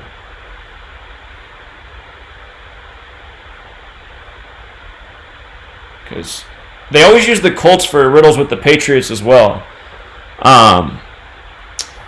If the Jaguars won, both teams would be 5-5 again. Let's see. Foles. 294 days. What is that? 42 weeks? Yeah, it's 42 weeks. Caller? Yeah, before you moved on to that Jazz game, this Patriot jump, you know it's 22 day numerology, so the Eagles equals 22. Right. So Carson gets 22 overall, and also they playing at Philadelphia. So, All right. Philadelphia equals 606, so they can get their 606 franchise loss. Who could? Seattle. I mean, Philly. Philly could get their 606th franchise loss? Yeah, because they playing back-to-back games in Philadelphia. They skipped over it when they played the Bears, so they're not going to finna keep skipping over this 606. Because their next game, their next home game is against Philly. I mean, at Philly again. Seattle at Philly next week. And Philadelphia equals 606 in the main session. They get their 606 franchise loss. What cipher does Philadelphia equal 606 in? Hold on. Let me pull it up. I gotta pull up the other ciphers. I know it's not the base ciphers. Yeah, it's, hold on. Pulling it up now. It's probably like either Sumerian or something like that. Oh, it is. It's the one where you multiply. Oh, I should have known that because that's just where you multiply the alphabetic order times 6. 606. Yeah, those the main jump. Remember, you remember the ride the beast jumps before this one. Right. The old school jump. Yeah, that's the times 6 cipher. Yeah, that's Sumerian. Yeah, you're right about that. So it's like you said, they keep skipping over that jump. They skipped over it when they played Chicago and beat them. So I don't see them keep passing it up then. So they got 2 home games they got coming. Right. Today, tomorrow, and then the next is Seattle. Right. Yeah, I see what you're saying. Okay, yeah, their next loss is 606 all time. Okay. Yeah, so at Philadelphia, so it's like it's hard to pass up, man. Brady, it's 47 day numerology too, man. When Brady and them play Dallas. Right. Brady 104 and 47. Right. And they play Cowboys. Dallas Cowboys equals 61. Dallas Cowboys equals 43. I know what else I need to do. I need to see how many days it is from Super Bowl 52. So how many days from now to then? Yeah, February 4th, 2018 to this game. Let me check this out real quick. I'm going to say I'll pull it up with you. What day was the Super Bowl? February 4th. It was on the 35th day of the year. Nick Foles equals 149, the 35th prime. He won the Super Bowl that day. It's exactly 93 weeks, and Philadelphia Eagles equals 93. Yeah. What's the day? Today is tomorrow be the 17th, right? Right. Yeah, it's exactly 93 weeks after the Super Bowl. Super Bowl was 2. The Super Bowl was 2. What? 2? 4. February 4th. And it was 2018. Yep, that's right. I pulled up the same thing. Yeah, I got 651. Is that a prime to that? Let me see if 651 got a prime.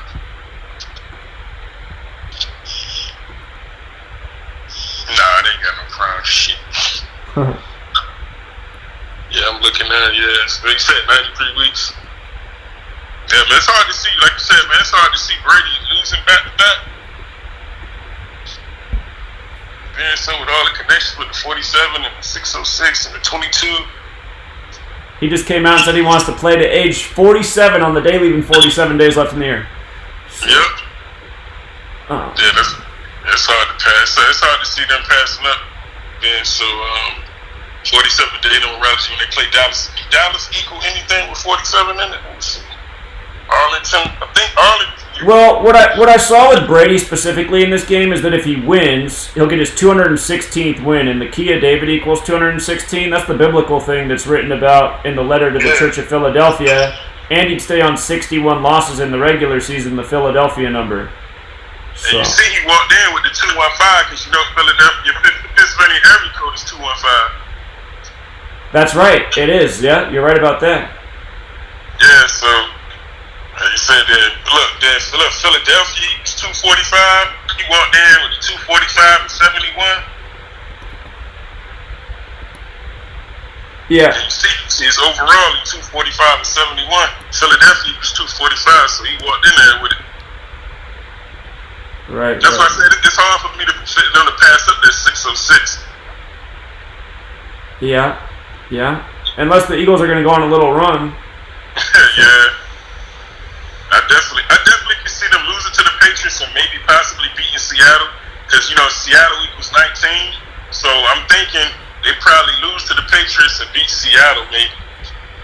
This game's actually crazy, man. It's 106 days after Brady's birthday, which is the prophecy number, and then it's 215 days after Belichick's, or his 216th day of his age.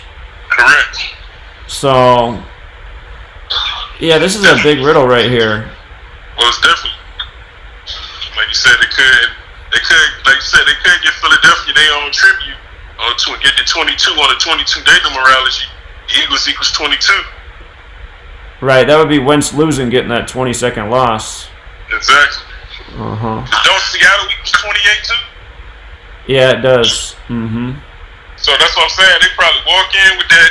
They get their own tribute. They get their Philadelphia tribute, and they possibly can beat Seattle and get there. And Wentz get his 19 against them.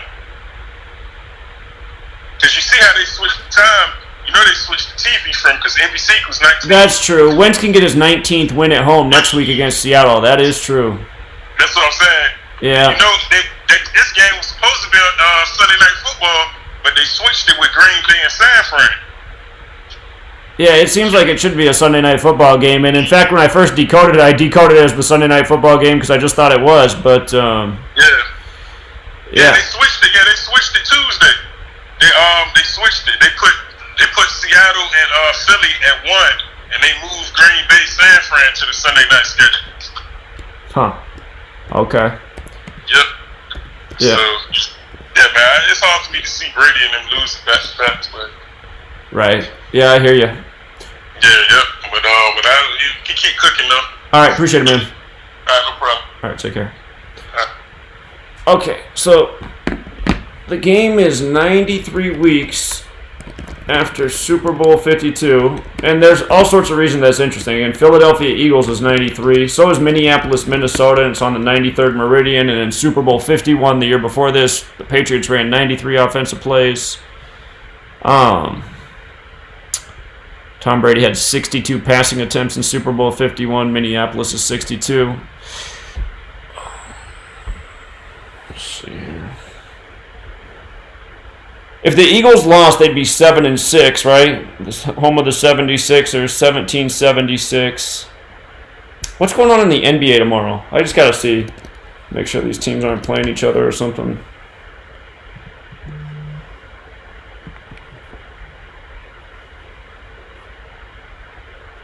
What's up, Martin?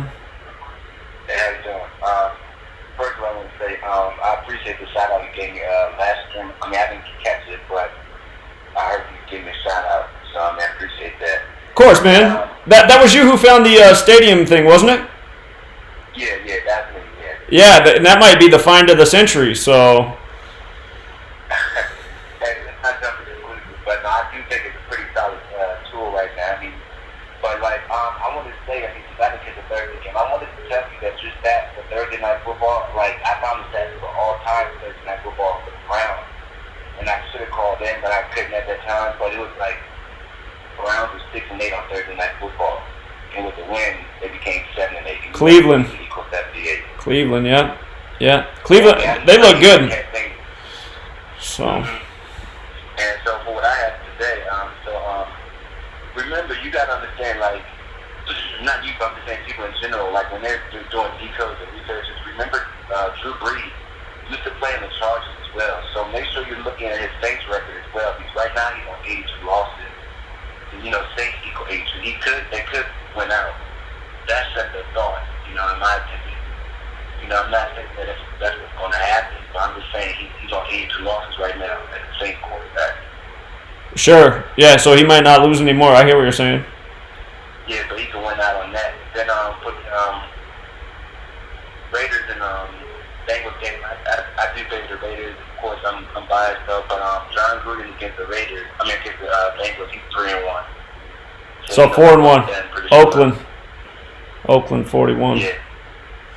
So then also, since you're on the game right now, I'll just go ahead and tell you the stats of the Patriots on after a bye week. Give me 1 second. So you have Tom Brady record after a bye, and I also have Bill Belichick record after a bye. So I mean, I can post it in the chat so you can know that it's official. So you be like, I'm not messing anything up, but I'm about to go ahead and post it so you can go look at it yourself. Okay, post it in the chat.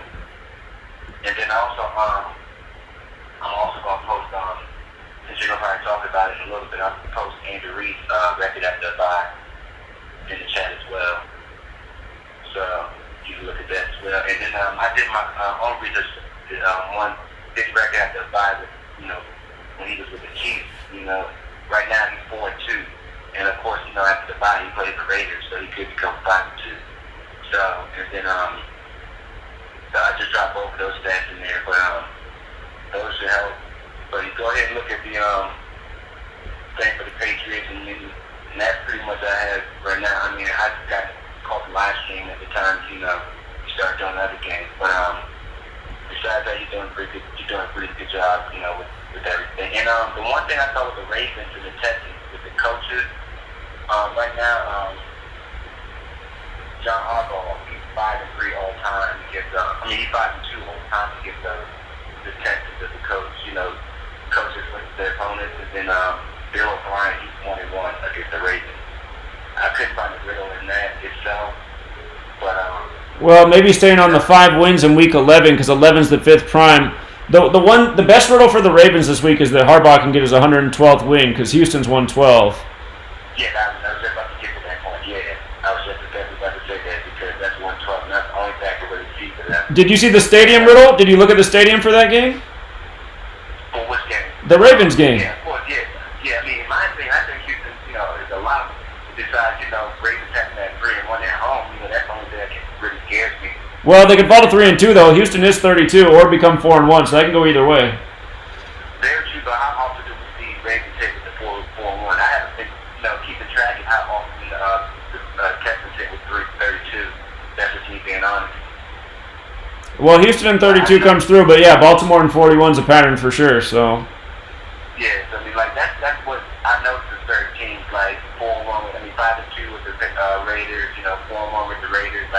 Those usually hit home. After you did that Raiders versus Chiefs thing, I mean, that really went home for me. You see the stats right now, after the bye stats. I mean, that's Andrew Reed, and the other one was yeah, Belichick's where did it go? Belichick's 14-5 after the bye, so he could stay on 5 losses, Week 11, 5th prime, and get his 15th win on the 47-date numerology. Mm-hmm. So. And Tom Brady, he's 13-4. I'm pretty sure you know where I'm going with that. 13-5 looks like 135, and we all know about 135 with the Eagles. That's Fly Eagles Fly, and that's the Kia David, and that's the Philadelphia establishment date. So yeah, the Brady thing's tripping me out because he can also the Kia David equals 135 and 216. So he can either get his 216th win on Belichick's 216th day of his age, or he can become 13-5 after the bye. It's like, what in the world? Nah, yeah, but I was going to ask you, when's the best time for me to call you? Is this the best number for me to call you when you're not doing live streams? Yeah. Okay, so I mean, I'm probably giving you a call a little bit later tonight. I mean, if not, I might just send you your email. Is that alright?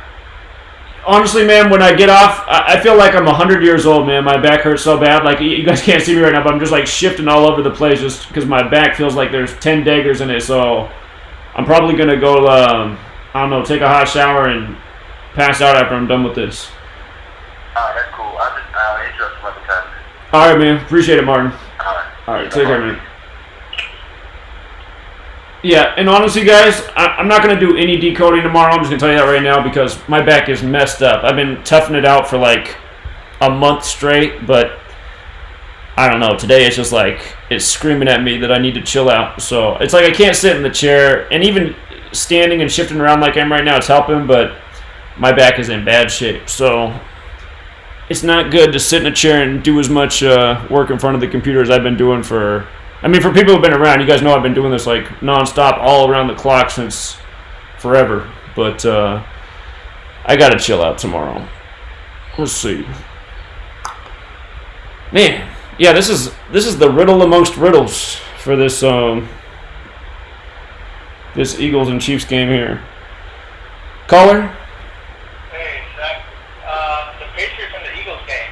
It's kind of like the way they set it up. Week 11, and this is coming off November 11th, and it was Veterans Day, and you have the Patriots versus the Philadelphia Eagles. Also, so both teams are coming off a bye, and it's off the bye. The Eagles won their game, and the Patriots lost their game. So it's very hard. I don't know how it can happen, but for the Patriots to lose 2 games back to back under Belichick, and that being said, also this kind of a revenge game for since the Super Bowl, I guess, right. for the Patriots. It's been reported. This is a comment. Brady has already admitted he never got over the 41-33 loss to the Eagles nearly 2 years ago at Super Bowl. But anything happens. But I just want to put that out there. Yeah. All right. Appreciate it, Izzy. All right. Thanks, man. See you. Okay.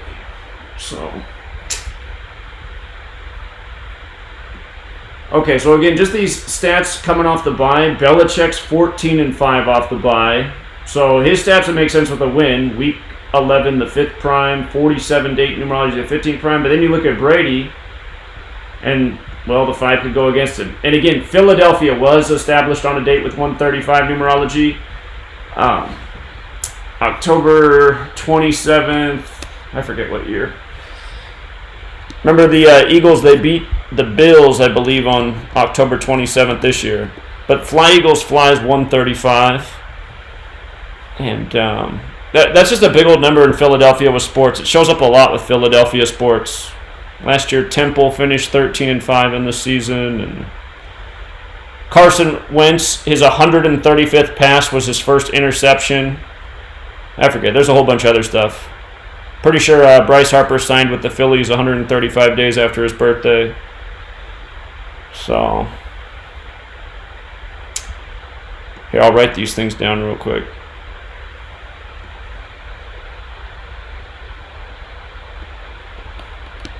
Belichick is 14-5 after a bye. Brady is 13-4 after a bye.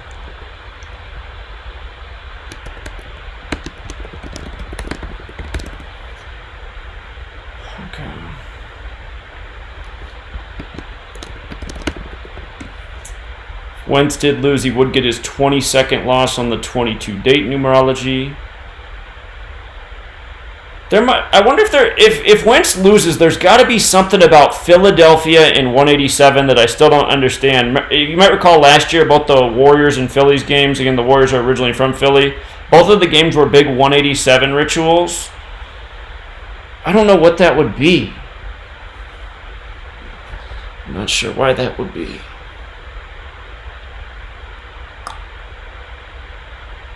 Oh, and I was saying, I looked up the NBA, and what stands out to me about the NBA tomorrow is the 76ers are playing the Cavs, and the Celtics are playing the Kings. And that just makes me think of, the two front runners in the East, and then the two teams that have the LeBron connections. King James, the Cavs, he played his first career game against the Kings.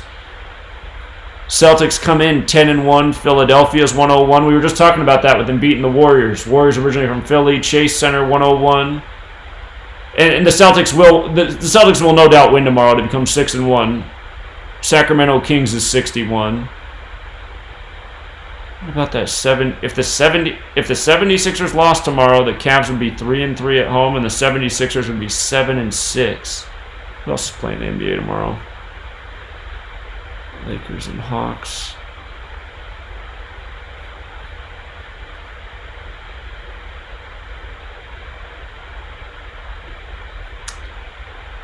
Okay.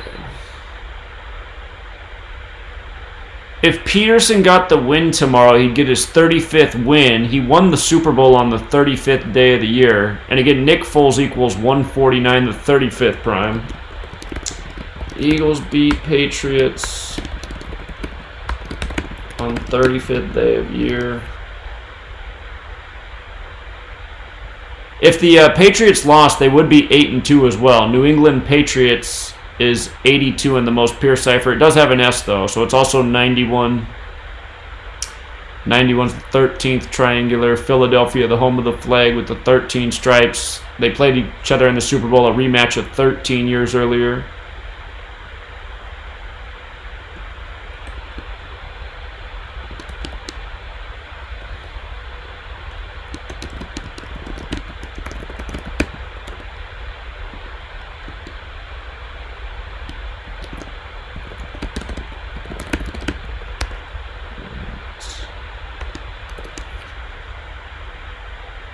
Let's see. So the ref for this game, you know what? In light of this game being 93 weeks after the Super Bowl, the Patriots are 8-3 with this ref. If they won with him, they'd be 9-3. And again, the Super Bowl is exactly 93 weeks earlier.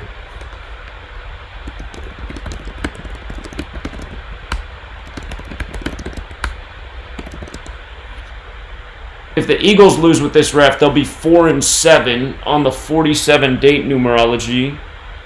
And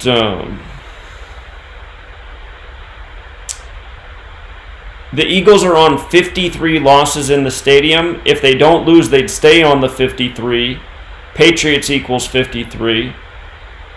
Last week we had a scenario like that in the NFL. It was the Tampa Bay game. They stayed on 81 losses against the Cardinals. Cardinals 81. So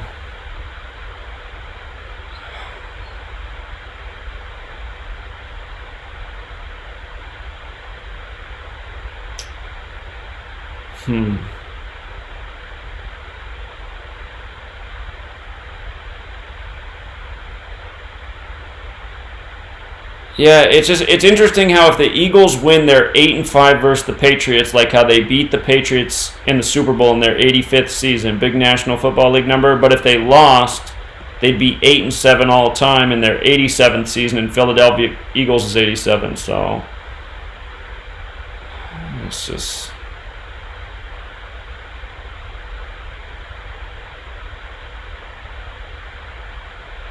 tough.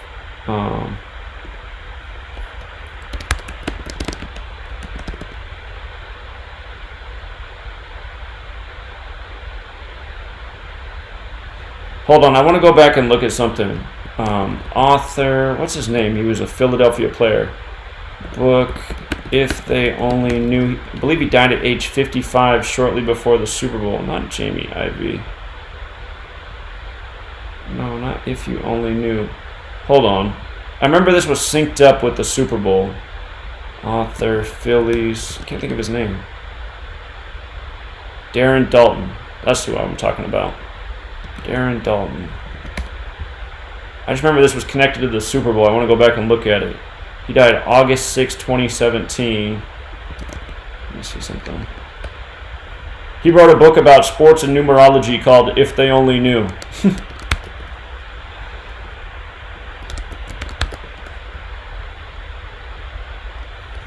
Oh, that's right. He died 26 weeks before the Super Bowl. Because flag's 26. And that year was all about the flag. It wasn't 215 though. Alright. I was just trying. I swear there was something with 215 in the Super Bowl that I figured out after the fact. Maybe it was another person's death. Alright, we'll come back to this game. The Bears and the Rams game, what jumps out about this game is Chicago Bears equals 55 in the most pure cipher. And if the Bears upset the Rams, both teams would be 5-5. It's week 11. 11's the 5th prime number. Chicago Bears does have an S in it, so it's also 64, but that 55 is more pure. And then this is also another stadium game here. If the Rams lose, they'll get their 91st loss in the stadium, and Chicago Bears is 91. Just like how Khalil Mack went to the Bears on September 1st, 9-1. So again, might be wise just to watch a little bit more of this stadium thing, but I'll tell you what, man, if the stadium thing keeps hitting, we might have really found the golden ticket here. So other things in this game. The Rams are 35-53-3 versus the Bears. If they didn't lose, they'd stay on the 53 losses in Los Angeles. Los Angeles is 53. Doesn't have to be that way. It's the year of Super Bowl 54. Could pick up the 54th loss. It's the Bears' 100th season, 154. The Rams can get the 22nd win at home on the 22-date numerology. They can also stay on 12 because it is Sunday Night Football. SNF is 12. The Rams have 22 wins all-time at home against the Bears. Their next win against the Bears all-time is 37. Los Angeles and Chicago are both 37. Here, let me close a few windows. Computer's burning up here.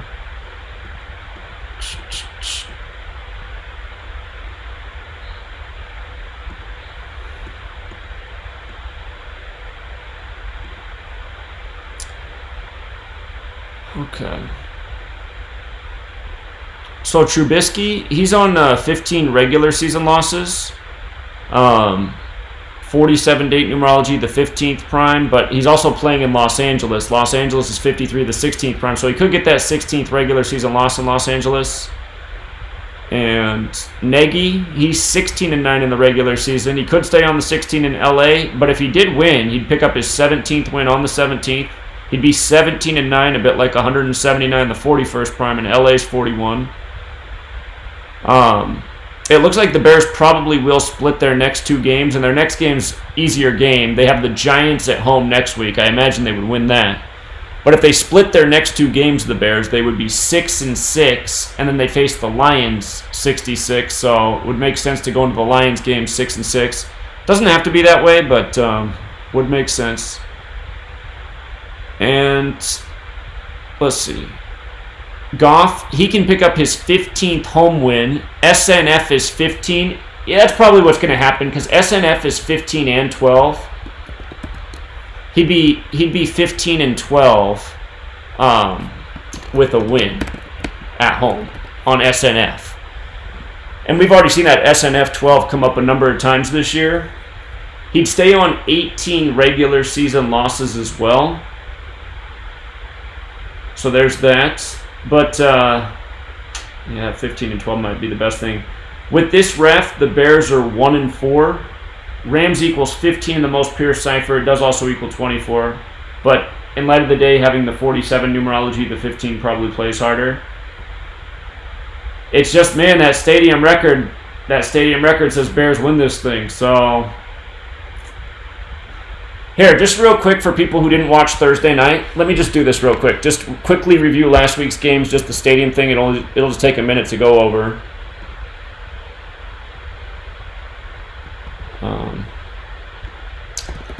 I just want you to see how the stadiums worked out last week. And that's why I feel hard to go against it this week. So, okay, the Chargers and Raiders game. So the Raiders got their, where's the stadium? Raiders got their 191st win in the stadium last week over the Chargers. 191's the 43rd prime. Chargers is 43. Let me see. Lions and Bears game. I don't think this was one where the stadium mattered.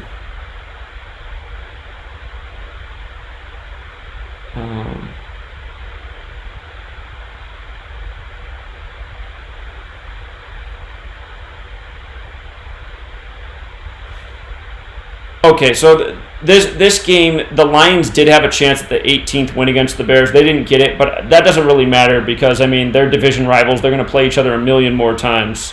So that wasn't the greatest example. The Ravens and Bengals game, I don't think there was a stadium riddle there.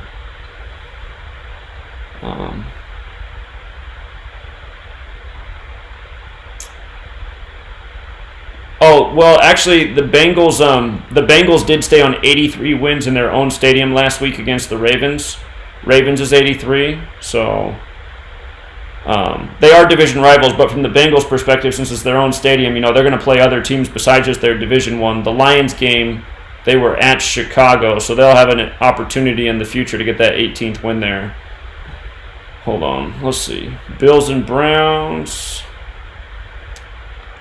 Week 10 didn't really matter. We saw the Bills could fall to 1-3 last week, and also that the Browns could improve to 1-3 at home because, again, their stadium equals 233, the 13th Fibonacci, plus the Browns have all those 13 connections. Just like how the Steelers became 1-3 for the season this week at the Browns.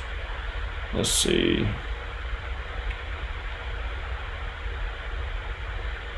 The Titans last week, I was saying that they could beat the Chiefs to stay on 73 losses because they might end up picking up their 74th loss against Jacksonville. Jacksonville's 74. So Titans might very well get that 74th loss at home against Jacksonville in that upcoming game. The Falcons at Saints game, there wasn't a stadium riddle for that one. But the Giants and Jets, we definitely saw one there. The Jets, by beating the Giants last week, became 39-39 at MetLife Stadium, and they kept the Giants on 39 wins all time. They both play in the same stadium, so all those 39s, the New York number. The Cardinals and Bucks game saw that the Bucks could stay on 81 losses, or Cardinals is 81. And then I was saying last week that picking up 82 against the Saints next week would make a lot of sense. So we'll see if that happens this week. And Dolphins and Colts. The Colts last week became 60-33 in the regular season in their stadium. On the date was 60-33 numerology. Colts became 60-33 last week. 60-33 date numerology. Panthers and Packers.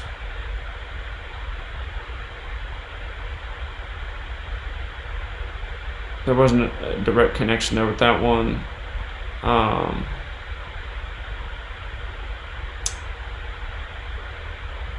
The Steelers stayed on 41 losses last week in their stadium against LA. LA 41 by beating the Rams. Also, Dallas last week. Dallas picked up their 38th loss in their stadium last week. Minnesota 38. And Seahawks and 49ers, this one was tough because the 49ers were 19-24 in the stadium. And it's like, Seattle equals 19, Seahawks equals 24. So, but again, at the same time, it's like, well, think about that. The 49ers were 19-24 in their stadium before hosting the Seattle Seahawks in one of the most, important games of the season so far. So, I mean, they had the perfect record to host Seattle coming into that game. So, yeah, it definitely seems like something's going on with stadiums. It looks like it's a good indicator, and we're going to find out more this week.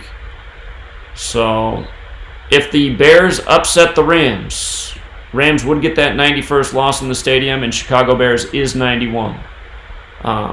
The Bears happen to be 11-11-1 in that stadium.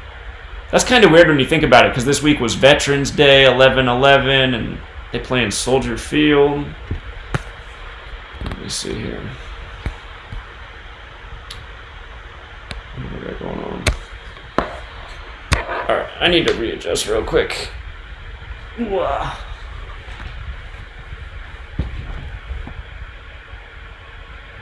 Okay.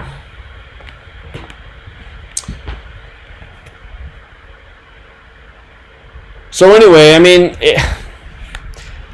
the stadium, it's really hard to go against because it is right there. But man, I know that 12 and 15 play on Sunday Night Football and Monday Night Football because SNF and MNF are both 14 and 12 or 15 and 12.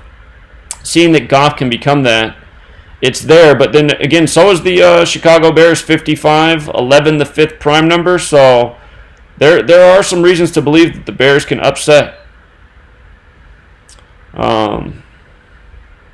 And since this is Sunday Night Football, again, I might wait until all the day games are over because some weeks we've gotten a clue when we've seen all the home teams in the earlier games conclude.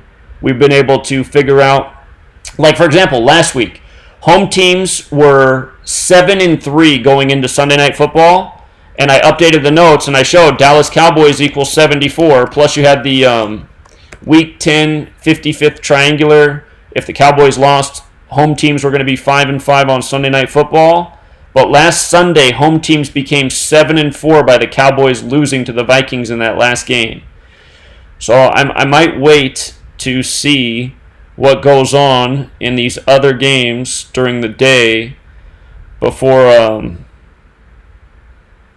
making a play on the Sunday Night Football. And also, like, if you see the Houston Texans upset the Ravens, that'll be another drop in the bucket for the stadium thing, and then that would be all the more reason to believe in the Bears on Sunday Night Football. Again, home teams right now are 5-5 on Sunday Night Football. Unfortunately, I don't see how they'll be the riddle connecting with Week 11. Caller? Yeah, that's why you should kind of wait until you get to count up the home and away records. That's why it's important you get the 1 o'clock games right, and then once 4 o'clock come, you can count up the home and away team record. Because if you noticed last week, San Francisco equals 76. Seattle Seahawks equals 70. So when they got to that game, home teams had 76 wins, road teams was at 70. Seattle got to 71 because week 11 equals 71. San Francisco equals 76. What was the other piece you said? Seattle Seahawks equals 70. Seattle Seahawks equals 70? Yes. I didn't know that. And because you ever noticed when the road team picked up the 70, which was Minnesota. Oh, when you use the rules with the S, it's 70. Yeah, you're right. Yeah, so I see what you're saying. And then 76, San Francisco equals 76. So the home team stayed there, so that's why Dallas lost. Dallas stayed on 76, the home teams. So, and you ever notice Seattle? That's why Seattle beat San Fran. Right. Going into the Thursday game, Browns equals 71. And that's something we talked about on Thursday, right? If the Browns won, home teams would stay on 71 losses. Browns 71, and right at the start of the game, they showed Jim Brown, Hall of Fame inductee in 1971. So. Yeah, perfect scenario. You see, and then look, and that's why Cleveland was a lot. It was 77 days to the Super Bowl, so Sunday is 77 days to the Super Bowl. That's today. Tomorrow. Tomorrow's 77 days to the Super Bowl, right? Yep, so they walked in with the Thursday, and then Sunday, they walked in, the home teams walked in with the 77. Grizzly Bears. Right. Yep. So you see the riddle, that's what I said. You got to hold their horses, man. You got to wait till you count it up when you do them prime times. Right. Yeah. All right, man, I appreciate it. We can do the same thing with Monday, too. See where the numbers land, and then we'll figure out who's going to win on that Monday night game. Yeah, I think that's a smart thing to do. Yep. All right, man, appreciate it. All right, no problem. All right, take care. All right, one. Caller? Hey, Zach, how you doing, man? I'm doing all right, man. My back's killing me, but other than that, thing's good. Oh man, I'm sorry to hear that, dude. So I'm a little late to the live stream, but I was looking through your notes for the NFL, and I saw on the Patriots-Eagles game, I don't know how significant this is, but I did think it was kind of weird that on Tom Brady's 107th day of his age, which is the 28th prime, right, that Carson Wentz can stay on 28 wins. And it's Belichick's 216th day of his age, and Brady can get his 216th win. And that was the other thing I was going to bring up, too. And I just thought that was so weird that those two things kind of lined up that way. Sure. So, it's also 93 weeks after Super Bowl 52, and the Patriots can become 9-3 with the ref on the field.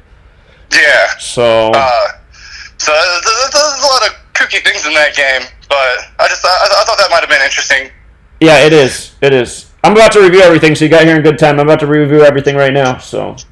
All right, cool, man. That was just the first thing I saw, but I'm going to look through my notes, too, and if I see anything that, I caught that might be interesting, I'll give you a call back. All right, appreciate it, man. Thanks. All right, thank you, buddy. All right, take care. See you. Yeah, speaking of being Brady's 107th day of his age, Week 11 equals 107. Okay, so Steelers and Browns, we know what happened there, and the stadium riddle came through in that. Cowboys and Lions, Stafford's out, and I thought that he was the best scenario for the Lions to win, and now with him out, not looking so good for the Lions. What the Lions still have going in their favor potentially is just that it's Week 11, the 5th prime, and the Cowboys could fall to 5-5. They can also get to 6-4 in Michigan. Michigan 64. So it's not out of the question. The Cowboys are 14-11 versus the Lions. They can stay on those 11 losses in Week 11. They have 5 wins at the Lions, though. They could stay on the 5 wins, 11 the 5th prime. So usually the top record is more important than the record at the specific field if push comes to shove.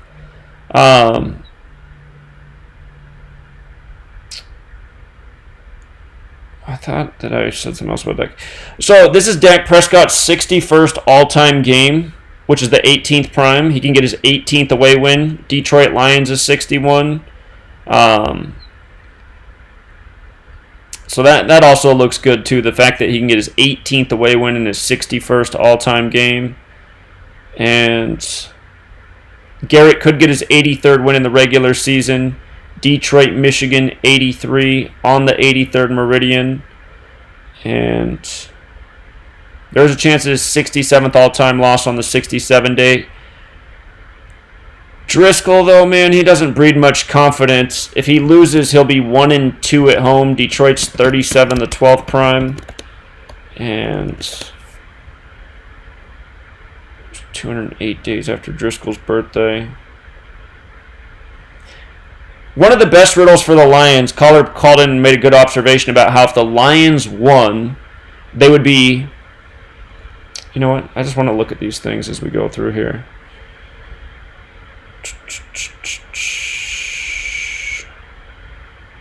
Caller pointed out how if the Lions won, they'd be 3-3-1 in the conference, which is like 331, the 67th prime on the 67 date numerology. That is interesting. Dallas with the win, they would be 5-3 in the conference. If the Lions lost, they would be 2-4-1, like 241, the 53rd prime. Big football numbers. So...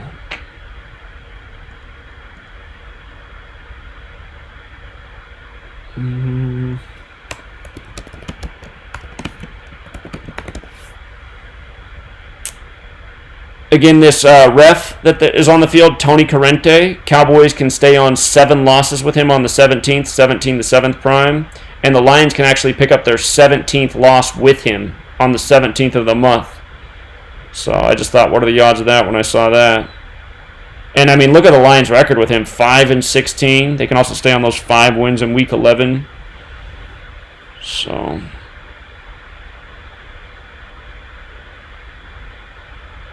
If Stafford's going to be banged up, the Lions might lose their next 3 home games. Because, again, it would line up with Tampa Bay if it worked out that way. Their 3rd home game from now is against Tampa Bay. Tampa Bay's 79. If they lost 3 in a row at home, they'd get that 79th loss. And I just thought about one other thing. They can actually get their... the Lions can get their 77th loss in the regular season 77 days from the Super Bowl. It's kind of interesting. So that could be a little theme, picking up the 77th loss, 77 days from the Super Bowl. So I wouldn't call this the safest game of the day, just because the Cowboys do have a shot at going 5-5 in Week 11, and the Lions staying on those 5 losses. But I think the best riddle here is Dak Prescott, 61st game, 18th prime, getting the 18th away win. Because you got to pick which riddle you think is the best. And ultimately, in my mind, it is that one. But there are a few things there that make me raise an eyebrow. So, there's that. The Jaguars and Colts game. Again, I definitely don't think this is the best game of the week. My concern here is both teams could become 5-5. It is Week 11. 11's the 5th prime number. But then when you look at the quarterbacks, Foles, who's making his return, he could fall to 11-11 away in Week 11. And Brissett can pick up his 11th win and stay on 15 losses on the 47 date numerology, 47 the 15th prime. If it wasn't for the coach of the Colts, I would take the Colts here. But I want to leave this game alone just because the coach can also get his 11th loss in the regular season. I don't like that.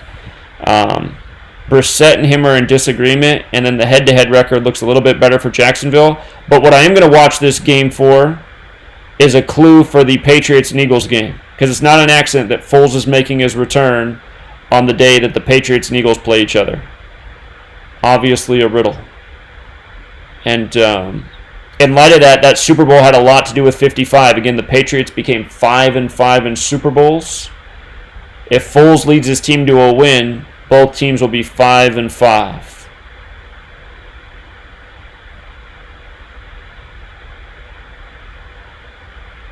Okay. Hold on, we got a caller here. Caller? Hey, man. So I was just looking, or I was watching the Jags Colts review. Did you also see that there's a possible prime number relationship as well? The 11, the 5th prime relationship, or something else? No, so there's a 13, the 6th prime relationship. The Jags can go 6 and 13 at the Colts. That is true. That is true. Yeah, you're right about that. I'm with you. I'm staying away from that damn game because that game just seems too kooky. It's Foles' first game. I don't even want to mess with that. The possible prime number relationship, and there's stuff for the Colts to get the win as well. So I just right, because a narrative I could see tomorrow, and them talking about it after the games, is Foles comes back and balls out, and the Jaguars waste the Colts, and maybe the Eagles lose to the Patriots, and they're like, oh, did they make a mistake letting Foles go? And that was the exact thought I had when I was doing my own notes, because I'm like, man, there's a lot of stuff in here for the Eagles to lose. There's a lot of stuff in here for the Jaguars to win. And that was the narrative that I was going to go with until I went a little further into the Jags-Colts game. And I was like, you know what? Right. I don't know, man. But I think if there's going to be a narrative to play out, I do believe that's going to be the most likely one. I could just totally hear them talking about that. It'd be so predictable. And I could see it in so many headlines on on ESPN and Fox Sports and all that stuff. So I'm just like, man, this might be like a good week just to kind of watch the two teams and how it plays out, because that might be some good hints for what goes on for the rest of the year as well. Indeed, yeah. But it's gonna be interesting now that Foles is back. But yeah, I thought that prime number relationship with the at the Colts record, I thought that was rather interesting. Those do tend to play out more often than not. They do. You're right about that. So yeah, I hear it. So, all right, man. Well, that's all. I just wanted to share that. Thanks, man. Appreciate you. Yeah, welcome. Take care. Okay, so yeah, I mean, because can't you just hear it? I guess it could go the other way too. Maybe Foles just comes back and looks god awful, and Wentz plays like a monster. But I'm thinking it might very well go the other way, because that's what they love to do. Ooh, did they make such a mistake? So anyway, yeah, it probably is better just to watch that game. The 11s are in contradiction with each other, and the Bills and Dolphins. Again, there's a lot that lines up here for the Bills. So you got the 47 date numerology. Bills can get the 47th win versus the Dolphins. You also have the 67 date numerology, which is the 19th prime. The Bills can get the 19th regular season win at the Dolphins. And Allen can become 5-5 away. Week 11, the 5th prime number. He could stay on 11 wins. That's the one concern. But then you look, he can become 3-1 versus the Dolphins. 31's the 11th prime. He can become 1-1 at Miami in Week 11. So that all looks good. McDermott can get his 22nd win on the 22 date numerology. The Bills can pick up their 7th win. It's the 17th of the month, the 7th prime. And Fitzpatrick can get that 36th loss. Buffalo's 36. So all of that looks pretty good. Also, the Dolphins can get their 5th home loss. Week 11 the 5th prime. So, biggest concern there is Allen staying on 11 wins, but I'm not going to worry about that too much. I think it looks pretty good there. Broncos and Vikings. I imagine the Vikings... Drew Lock might make his way into this game, unless there's going to be a narrative that the Broncos are picking up Colin Kaepernick. But Vikings equals 37 in the most pure cipher. Broncos can fall to 3-7. Vikings can become 5-0 at home. Week 11, the 5th prime, get that 5th win. They'll be 8-3. Colorado's 83. Minnesota's 38. The Reflection at 83. U.S. Bank Stadium is 38. I don't think it's 83, is it? No, it is 38 though. And the other thing that I like in this game is that Zimmer can get his 55th win, because Minneapolis is 55. Big number there in Minneapolis. Again, the Patriots fell to 5-5 in the Super Bowl in Minneapolis. Again, it was put away, but with the sack fumble by number 55 of the Eagles. Just to, again, I just want to throw out the red flag. I wouldn't call this exactly a red flag. Just the only concern I'd say in this game is that Cousins can get his 17th all-time loss at home on the 17th of the month. But, again, if that was in the regular season, I'd be more worried about it. This is all-time loss. So I think Cousins handles his business there. Saints and Bucks.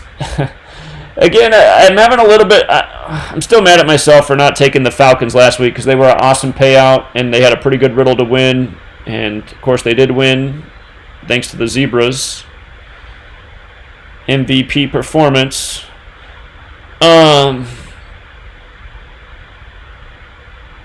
Okay, so again, just the concern here. Breeze is 17-10 versus the Bucks. He could stay on 17 wins on the 17th and pick up his 11th loss in Week 11. And last week he had 2 10s going against him with the Falcons. He stayed on 10 wins, and he picked up his 10th his 10th loss at home, I believe, as well. Or what was it? I know what it was. He picked up his 10th loss all time against the Falcons and stayed on 10 wins against the Falcons at home. That's what it was. So it's sort of similar. But again, if you look at his regular season stats, he can stay on 62 away losses. Tampa Bay Buccaneers is 62, Buccaneers is 62, and the Saints can improve to 8-2. Saints is 82. That's something to look out for too tomorrow if it happens. If the Saints win and the Patriots lose, both those teams have an 82 connection, and both of them would be 8-2. Vesica Pisces is 82, the shape of the football. If the Saints did lose, they would be 7-3. Carolina equals 73, who they play next. Tampa, Florida is 73. I'm going to take the Saints to win this game, though. And I'm going to be real mad if I get burned 2 weeks in a row by them. But this week, Winston can get the 19th home loss. Saints is 19. You got the 67 date numerology, the 19th prime. Winston's next home win is 15, and again, in a couple weeks, he plays the Colts at home. He might very well beat the Colts in that game. Colts is 15. His narrative to get the 15th win tomorrow would be the 47 date numerology, the 15th prime. The gematria of teams is a lot more consistent than date numerology, though. If Winston did win tomorrow, he would become 4-5 versus the Saints, and New Orleans is 45. And let me check something real quick. Tampa Bay Buccaneers. He'd stay on those 5 losses in Week 11, the 5th prime. Arians can get his 37th loss, though. Saints is 37, just like how the Bucks can fall to 3-7 as well. So Saints is 82, 37, 19. All those numbers can play. The Saints get to 8-2. Bucks fall to 3-7. Winston gets the 19th loss. And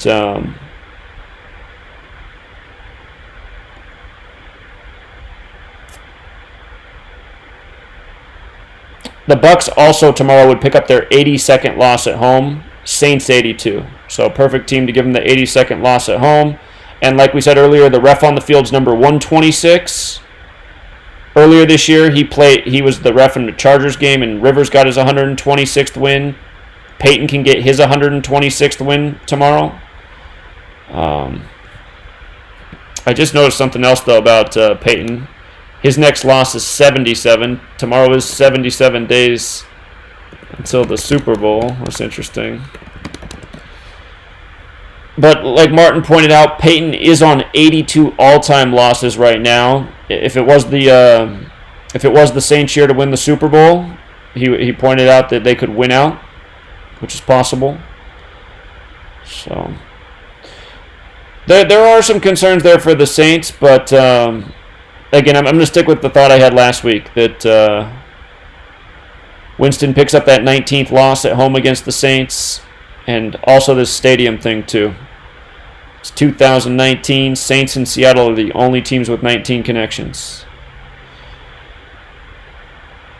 Jets and Redskins, game I'm not going to mess with, but my guess is that the Jets lose to fall to 3-9 versus the Redskins, just because how much New York in 39 plays. There's not really too much else to go off of.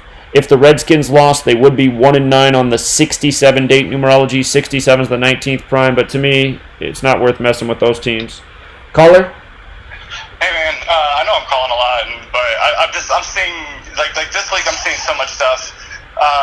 So the 45s, I think, are the biggest concern for me as far as betting on the Saints, because you said Winston can go 4-5 versus the Saints. It's 45 days after Arian's birthday. Drew Brees equals 45, and New Orleans equals 45. Yeah, that is true that they both do. So that when I saw that, I thought the Saints were going to be just a lock. But then I saw that, and I saw all the 45s just kind of line up that way, and I'm like, damn, that gives me cause for pause.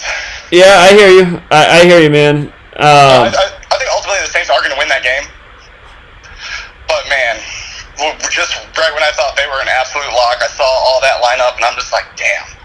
Yeah, well, what I hated was when I saw that Breeze was 17-10 versus the Bucks. I was like, you got to be kidding me. So. Yeah, that too. Yeah. I saw that too, and at first I was like, that might not be that big of a deal. It could be something he can overcome. But then I saw all the 45s. I was like, shit. Yeah. I agree. It's not a one-way street, but I'm going to ride the stadium thing and my thought from last week just about Winston getting that 19th loss. But I do hear you, man. So I agree with you with that, absolutely. But yeah, just the possibility there, and just it being there is. Sure, and something similar. It was similar to last week, and last week it got the better of Breeze. So I understand the concern, man. Well, and this could be like a bounce back week for him too, because he got embarrassed at home. Right. Narrative could be that he comes out, just balls out, and absolutely murders him. Right. Yeah. Right. So all right, man. All right. Yeah. Thank you, man. Appreciate you. Yeah. You're welcome. Take care. Okay. Yeah, and again, both teams' records will spell Saints if the Saints win too. But yeah, Carolina 73. That is who the Saints play next week. It would be interesting if the Saints fell apart. You're the backup. Let's get Teddy back in there. Drew Brees is too short. If the NFL was real, Drew Brees' career would have ended 10 years ago. Actually, he would have never had an NFL career. Anyway, Falcons and Panthers. Let's see. Falcons, they got a little upset narrative here. They can get that 31st win versus the Panthers. 31 the 11th prime, week 11. Looking for those 11 numbers. Matt Ryan, he could even it up at his away record. 47-47 away on the 47 date numerology. Panthers is 47. If Ryan does win, he will be 6-6 at Carolina. 66, the 11th triangular number. He could also get his 15th win against Carolina. 47, the 15th prime. 47 date again. Dan Quinn, his stats don't really show us anything. If the Falcons win, they are 3-7. Carolina's 37. That's who they play next. If the Panthers lose, they're 5-5. Week 11, the 5th prime number. It's their 10th game. 55 is the 10th triangular number. But again, not everybody goes 5-5 when the opportunity presents itself. It's not like everyone's going to become 5-5. So, let's see here.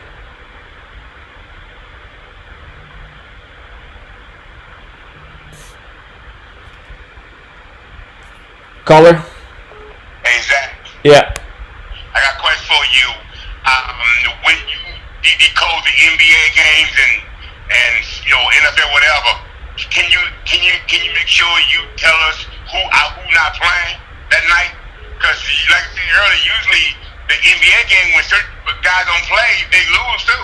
It seems like to me. Oh, you're absolutely right, man. I mean, a lot of time when Big Star sits, their team doesn't win. So the problem is a lot of those things are last minute decisions. But yeah, I can do a better job of getting that information. So yeah. Oh no, I mean I'm just asking because I don't know you know about neither. I'm just asking right now. I mean because it's a way we can find out. I mean, what do you think the source we can use? I mean we can do it ourselves too. What do you think the source we can do? The source make it easy for us. Well, source and stuff. I mean, if you just do game previews, if you just type in the game you're looking at, usually there's a report and it'll tell you if anybody's sitting out or injured. So. Yeah, like the other night, if I knew Wiggins wouldn't play for Minnesota, I wouldn't never bet on him. Yeah. When I heard later on, I said I didn't know he wasn't playing. Yeah, I didn't know that either. Man. I didn't know that either, and that's too bad because yeah, he's pretty much their you could argue he's their best player or second best player. So. What do you call it? Right. Call it bread and butter. Right. Right. Okay, Zach, I hope the back feel better, man. Well, tomorrow I'm not going to do anything. I'm just going to go out for a hike. If I walk around, it doesn't hurt, but when I sit, it kills. So, yeah. All right, man. Hey, before you leave, what's your low back hurt or your top? Which one, the high or low back hurt? This is the lower part of my back. Hey, you can do an exercise. You stand there and wiggle to the left or the right back before you come out. Stand in. Okay, what you do, you kind of when you stand up, you kind of move your legs to the wide your leg out a little bit. Then you kick your both your arms in the back of your back, and you go back twist, back and forth twist it, left and right, like that. Good exercise for your back. Okay, I take it from you. You're a truck driver, so you sit a lot. So I'm sure you know what you're talking about. Okay, but I hope your back feel better. Try that. It might work. All right, I will. Appreciate it, man. Good. All right, thanks. Okay, so this game's a little bit muddy, but it looks like the Falcons have a decent narrative to upset here. If the Panthers win, however, they are going to be 6-4, and they do play the New Orleans Saints next week, and New Orleans Saints equals 64. We do see a lot of teams going with the record that fits with the opponent. Not always, but happens a good amount. Hello, 49ers, 8-1 to face the Cardinals. So, to me, it looks like there is more that lines up for Atlanta here. So, if I was going to take this game, I would definitely take Atlanta with the points. Atlanta could straighten their season out. So, let me look one more time at who the Falcons play next.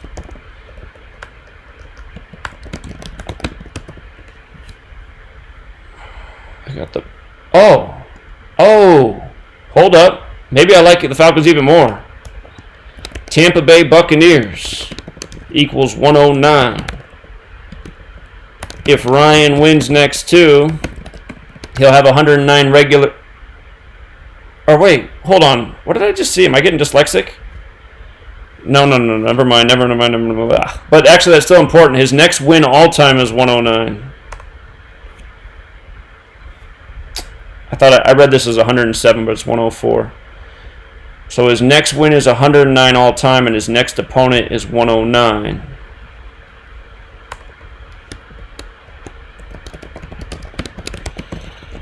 Yeah. The other thing I said about Ryan is if he didn't lose this week, he'd stay on those 78 losses going into... Well, that's interesting because Tampa Bay is 79. But 78 is the 12th triangular number, and next game is week 12.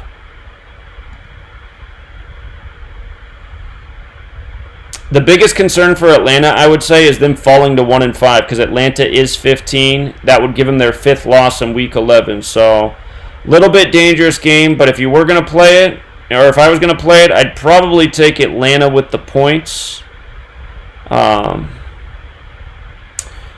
Again, okay, next game, Texans and Ravens. If the stadiums are as good as they're looking so far, the Texans are going to win this game. And that's because the Ravens will pick up their 51st loss in this stadium. Houston Texans is 51 in the most pure cipher, and the Ravens would become 5-1 versus the Texans in this stadium. So 51st loss and 5-1. Houston Texans 51 in the most pure cipher. They hosted Super Bowl 51. So there's that. If the Texans won, the Ravens would fall to 4-1 at home against Houston. Baltimore's 41. They could also potentially get the 5th win against the Texans in Week 11. If the Texans won, they would be 3-8 versus the Ravens all time. Ravens and Texans, Ravens is 38. The Ravens would be 8-3 against the Texans all time if they lost. If the Ravens lost, Ravens and Texans are both 83. And let's see. Watson could stay on 11 losses in the regular season, week 11. Could also get his 13th all-time loss. Baltimore's 41, the 13th prime. O'Brien could stay on 41 losses in the regular season. Baltimore 41. Texans play at Tennessee next. If they lost, they would be 3-3 away. And Tennessee equals 137 the 33rd prime. But there's also a narrative for the Texans to win 2 in a row because Texans and Titans are both 83. So if they won both games, they'd be 8-3 away. And actually, now that I say that, Tennessee also equals 52. If they won both away games, they would be 5-2 away. So could happen. And I know a caller's been calling in recently who's been big on the Texans. Excuse me, allergies. Somebody really likes the Texans recently to go to the Super Bowl. I can't think what caller that is, but he's called in a few times about it.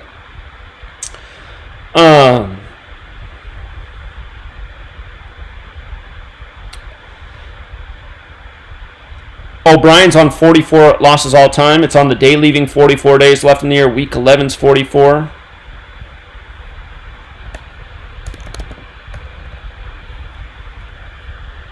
Caller?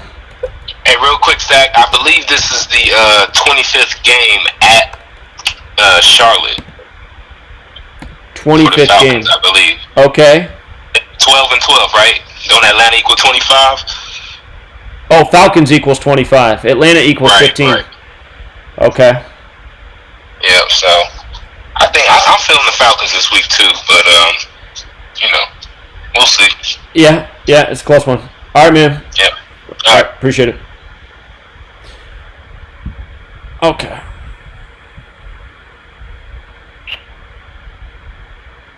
Yeah, there is a riddle here for Deshaun Watson to win 2 in a row. So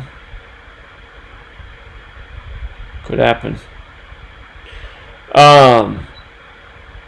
The best riddle on the board for Baltimore is Harbaugh. Harbaugh can get his 112th win and Houston's 112, and that is a big number with Houston, so that is hard to go against. That's just the one thing that's just making me hum and ha. And that's where I just know that we haven't looked at the stadium stat enough, but man, that stadium stat looks so good if the Texans win. I find it weird that the majority of the public's on the Texans. I can't make sense of that. So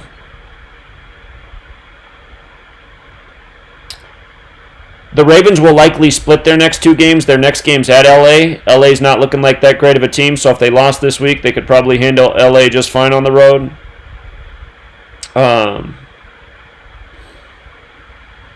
The other thing for Baltimore is if they did win, they would be 4-1 at home. Big number with Baltimore. Baltimore 41, but if they lost, they'd be 3-2, and Houston's 32 as well. So can make sense of that either way.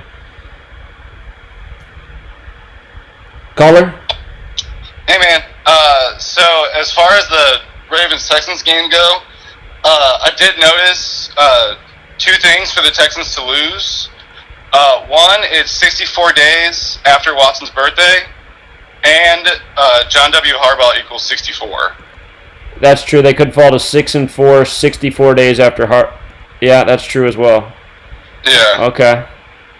Then there's one other thing I saw too. I'm not sure how important like full names are. I'm just not sure. But William James O'Brien equals 82, and the Ravens can improve to 8-2 as well. That's interesting. Okay. So. Yeah. All right, man. Yeah, good observations. All right, man. Thanks, dude. Yeah, welcome. Okay. But yeah, I mean, the one big thing is, though, that Harbaugh can get his 112th win and Houston's 112, so that one is front and center. Okay. All right, 49ers and Cardinals seems like a gimme. Again, Jimmy G can get to 8-1 at home. Cardinals is 81, just like how the 49ers come into the game 8-1. They're a huge favorite, so the only way to get anything out of them is to parlay them with some other games. Caller? Yeah, one thing with that Houston game, did you notice that they play at Los Angeles Memorial Coliseum? That equals 112. Oh, that name of that stadium's 112 too, huh? Yeah, man, and the pure cipher, man. Okay, well, because it's looking like for sure the Ravens will split their next 2 games because Ravens is 83 and Los Angeles Rams is 83. So I totally see them being 8-3 after that game. Yeah, definitely, and to piggyback on your 112 too. Yeah, that's a good observation about the stadium being 112. and then they can kind of walk in there with it, like, you know what I mean? I do know what you mean. Okay. But definitely, Houston got some narratives too, man. So. They got a lot of narratives. Yeah, for sure. Especially, you ever notice, like, Houston always, they win in the underdog role, kind of like the Titans do. Uh-huh. Yep. Yeah, man. So I tread lightly on that one. But if you play it, put it in one play. Right. Los Angeles Memorial Coliseum here. I'm plugging in right now. Yep, yeah, 112. 112. Yeah, that's a good observation. So, okay, maybe it doesn't come against Houston. Yeah, pretty much. And like you said, and I'm a little scared about that 75 too, man. It's Baltimore, Maryland 75, Houston, Texas 75. It's a tricky one, man. Your thought on the 75? What was the 75? Baltimore, Maryland. But what's the 75 they can hit? Harbaugh can get a 75. Baltimore, Maryland. Oh, yeah. I see what you're saying. Okay. Houston, Texans equals 75. I see what you're saying. Yeah, but like you said, man, it's a tricky one, man. NRG Stadium 45. Bill can walk in there with the 45 too. Right. Yep. That's a great. All right, man. Appreciate it. Great observation about the stadium next week. All right, no problem. All right, thanks, man. Yeah, I would say if the Ravens win, they're golden for next week. Or if the Ravens lose, they're golden for next week. That's what I'm saying.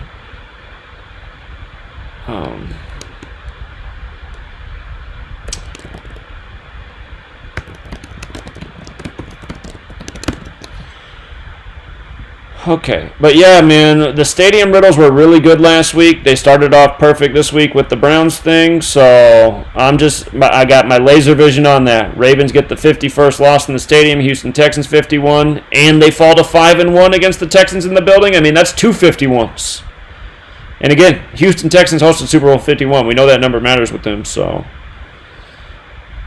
it is there. But if I played this game, I would take the Texans to cover. They've played a lot of teams really close. They lose by a field goal, you'd still win the bet. So again, Baltimore getting to 4-1, Harbaugh getting his 112th win. Even though the stadium next week's 112, I mean, if he picked it up against Houston, he might lose next week in LA and stay on the 112. So. Okay, and then 49ers, I'm pretty sure Jimmy G's getting to 8-1 at home here. Cardinals 81, just like how they fell to 8-1 before facing the Cardinals. And also the 49ers can become 7-6 with this ref, while San Francisco's 76, and the Cardinals can get their 11th loss with this ref in Week 11. So, also the Cardinals can fall to 4-2 at this stadium. 49ers is 42, and so is Arizona. So. And plus, it's 49ers versus the Cardinals, which is probably even more important than all the numbers. So, I'd say the only thing there for the Cardinals is the possibility of becoming 4-6 because Levi's Stadium is 46. But I'm doubting that, so I'll put it in there, but I doubt that. Bengals and Raiders. Again, to me, it looks pretty good for the Bengals here. If Carr wins, he gets his 24th home win. Bengals is 24. The only concern I see in this game is Carr's next loss is 51 and Cincinnati is 51. But again, if Carr wins, he's 1-1 at home versus the Bengals in Week 11. If Gruden wins, he gets his 105th win in the regular season. Cincinnati Bengals 105. And the Raiders can become 5-1 at home against Cincinnati 51. So let me take one more peek at who the Raiders' upcoming schedule's against.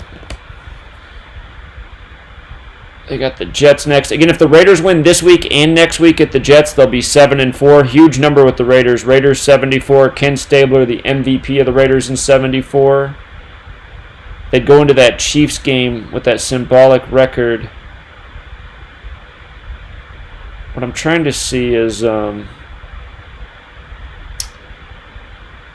I imagine the Raiders lose this game at the Chiefs, but you just never know. If they're trying to throw the Raiders a bunch of bones this year, their last year in Oakland, maybe they get them back. Remember, the Raiders dominated the first quarter in Oakland against the Chiefs, but then they just fell apart after that. As soon as the stat went up that Derek Carr passed Ken Stabler for the leading passer for the Raiders, they didn't move the ball at all. I don't think they had a first down the rest of the game.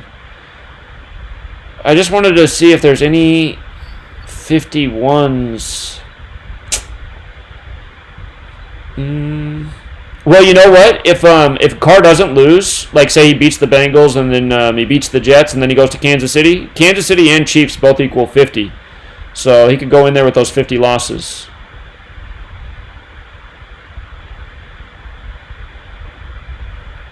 Okay, but yeah, that's just the one thing that he could pick up that 51st loss. But I still like it here. You got 3 really nice things for the Raiders that line up. And with the ref, if the Raiders win and the Bengals lose, both teams will be 1-1 with that ref in Week 11. And also, the Bengals can get their 11th loss at the Raiders Stadium in Week 11 too for another 11. So that's that. Patriots and Eagles, man. Again, I think the narrative of the day might be. I'm still not messing with that Colts Jaguars game, but I can just see Foles coming out and playing well.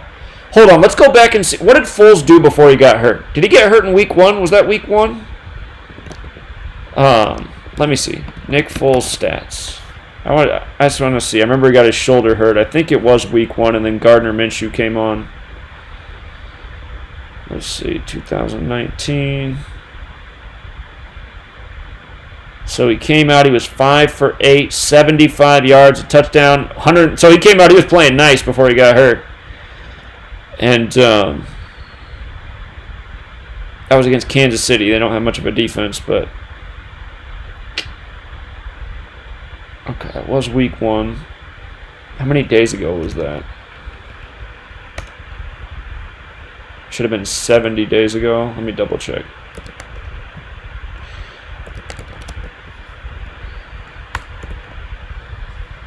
$70 days ago, 10 weeks.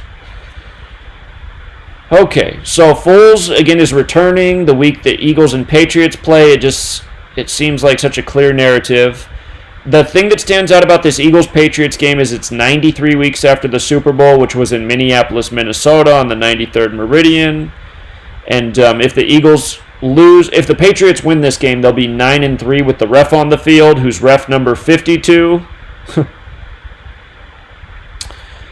So there's all that. If the Eagles won this game, though, they would be 8-5. Big number with the NFL. National Football League's 85. Brady's 85. Boston's 85. The Eagles beat the Patriots in their 85th season. I'm still struggling with that one right there. Because I'm just like, man, that would really pay tribute to that season. And again, if the Eagles did win, they would be 4-1 at home. They won that Super Bowl with 41 points. Super Bowl equals 41. So those are the things I'm struggling with. The Eagles are 5-2 versus the Patriots at home. If they lose, they're 5-3. Patriots 53. If the Eagles do lose, they're 8-7 all time against the Patriots. Philadelphia Eagles is 87. This is their 87th season. Brady comes in 106 days after his birthday. Prophecy's 106. Philadelphia is the city name from the book of prophecy, Revelation. It is also his 107th day of his age. Week 11 is 107. Belichick, it's 215 days after his birthday. 215 is the Philadelphia area code. It's also his 216th day of his age. The key of David equals 216. That's what's mentioned in the Bible passage written to the letter of Church of Philadelphia in Revelation. Brady can get his... That's the weird thing about Brady. He can either stay on 215 wins or he can get his 216th win. If he does win, he stays on 61 losses and Philadelphia's 61. If he got his 44th away loss, it is the day leaving 44 days left in the year. So, and week 11 also equals 44. So, it's like, yay. Caller? Hey, sorry to call you. Who you like tonight for the I don't want to switch it on you, but the NBA for the night is the LA Clippers. Oh, Clippers all day, man, because Atlanta's 48. So Atlanta falls to 4-8. LA Clippers equals 48 too. What other game? Oh, that's it for me. That's all I want for the Clippers. Yeah, I see Atlanta falling to 4-8 in that one. Okay, thank you. Thank you very much. I'm picking the Clippers. Thank you very much, sir. All right, yeah, welcome. All right. Yeah, I put out the basketball notes earlier today. I know it's all there.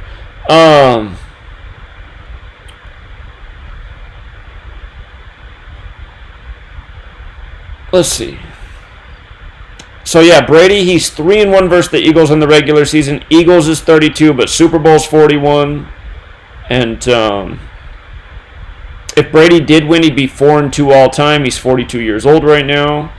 He's 2-0 at the Eagles. He's never lost in Philly. If he won, he'd be 3-0. Eagles also equals 113, the 30th prime. I remember who was a big riddle with this Super Bowl now. I just got to check this out real quick. Meek Mill was a big part of the riddle for that Super Bowl. I just want to see how many days it is from his birthday.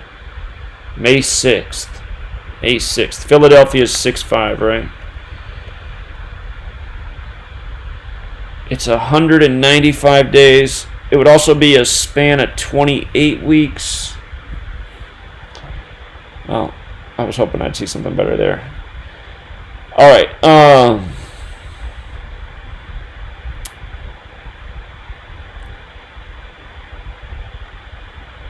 Is 263 a Philadelphia area code too? Is that another Philadelphia area code? No, that's Florida. Never mind. Okay. So we saw Belichick was 14-5 after a bye. Again, you got the 47 date numerology, 15th prime, and then you got week 11, the 5th prime. And Brady's 13-4 after a bye. That's tricky because if he loses, he's 13-5. That's the Philadelphia number. And fly equals 135. So you know they'll be doing that. And if the Patriots did lose, they would fall to 8-2. New England Patriots equals 82 in the most pure cipher, but it does have an S, so it's also 91. And Wentz, he could get his 22nd loss on the 22 date numerology. It's his first game versus the Patriots. Week 11 equals 107, the 28th prime. He's on those 28 wins.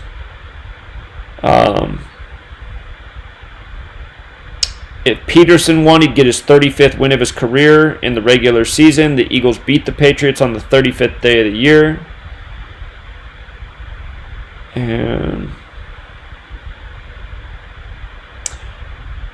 again, if the Eagles lost, they would be 5-5, just like how they made the Patriots 5-5 in Super Bowls. And Brady said he wants revenge, so that could be the revenge, making the Eagles 5-5 after they made the Patriots 5-5 in Super Bowls. Again, who did the Patriots play next week? Cowboys.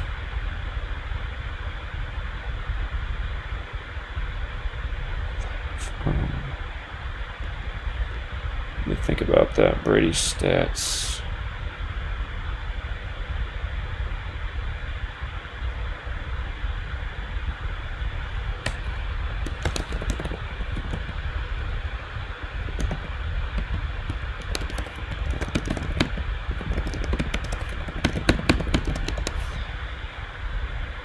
All right, but yeah, it's a weird game, but I suspect that if Foles wins, the Patriots win too, so they can set up that narrative that the Eagles made a mistake getting rid of Foles. Caller? Hey, what's going on, Zach? What's up, man? I was looking at that, stuck on that Monday night game. I was looking at Anthony Lynn. It's going to be 33 days to his upcoming birthday, and they have a chance to go 3-3 at home on the season. They're going to be the home team in that Mexico game. Right, there's a few 33s in that game. Yeah. Let me see. I'm trying to see what that 33 is real quick. I know that I wrote down some 33s. But yeah, Mexico and MNF are both 33. Okay. If the Chargers won, they would be 3-3 at home. That's what you said, right? Right, yeah. Yep. Yeah, that was the same one I saw, I guess. I thought there was more, but I guess that was it. Oh, okay. Well, just thought throw it out there real quick. All right, I appreciate that. Thanks, Bobby. Yeah. All right, see you, man. Caller? Hey, sorry to call you back. Guess what's that? What's that? Kawhi Leonard ain't playing tonight. He out tonight. Kawhi Leonard's resting, huh? Yeah, man, that kind of pissed me off, man. They that soft, man. Come on, man. You gonna take off like that all the time now? Yeah, he just rested 2 games ago. What I'm saying, man, it's like everybody start doing that. I mean, it just make the NBA make it weaker, man. It's just all part of their rigged mockery system, man. So. But you know, I look at the numbers too. On percentages, man, it's low. It's real low on the other side too. It's real low on the other side. I don't know what it means, but I see that numbers is low on the money line, low on the other thing for the other team too. I would be surprised. The Hawks might win tonight. I mean, I ain't saying exactly, but I would be surprised. Well, I didn't realize that Kawhi was going to be sitting again. He just sat 2 games ago, so that's pretty ridiculous. But yeah, I just know Atlanta in 48 plays hard, just like how Breeze got his 48th loss in the regular season. Right, it says right now that 72% of the money's on the Hawks to cover. So. Oh, you see the money on right now? Yeah, 72% on the Hawks to cover because they're a huge underdog. 13.5 points. They probably do cover, but. So you still think that Clippers gonna win? Well, I like it less now that I know Kawhi's out, but I mean, Clippers probably still have a better team than the Hawks even without Kawhi. You should have checked out I put out a post earlier this morning so you guys could do everything about 8 hours before the games were played. I mean, there were a lot of games I liked today, so. So I'll tell you what I'm gonna do when I stop. I need to go back in my email and look at some of the stuff you do. Just look at it. When I had a chance to do like I want to, I'm going to go back and review what you do. Okay. You know what I'm gonna start doing. I need to do that because I need to start to do that thing. I can't depend on you all the time. Yeah. You be yourself. Yeah. But yeah, make sure you look out the notes. I mean, I got them out at like 10 a.m. this morning, so. Okay, no problem. So I got to start looking at your notes, man. Yeah. All right, man. All right, thanks, sir. All right, no problem. Take care. All right. Okay.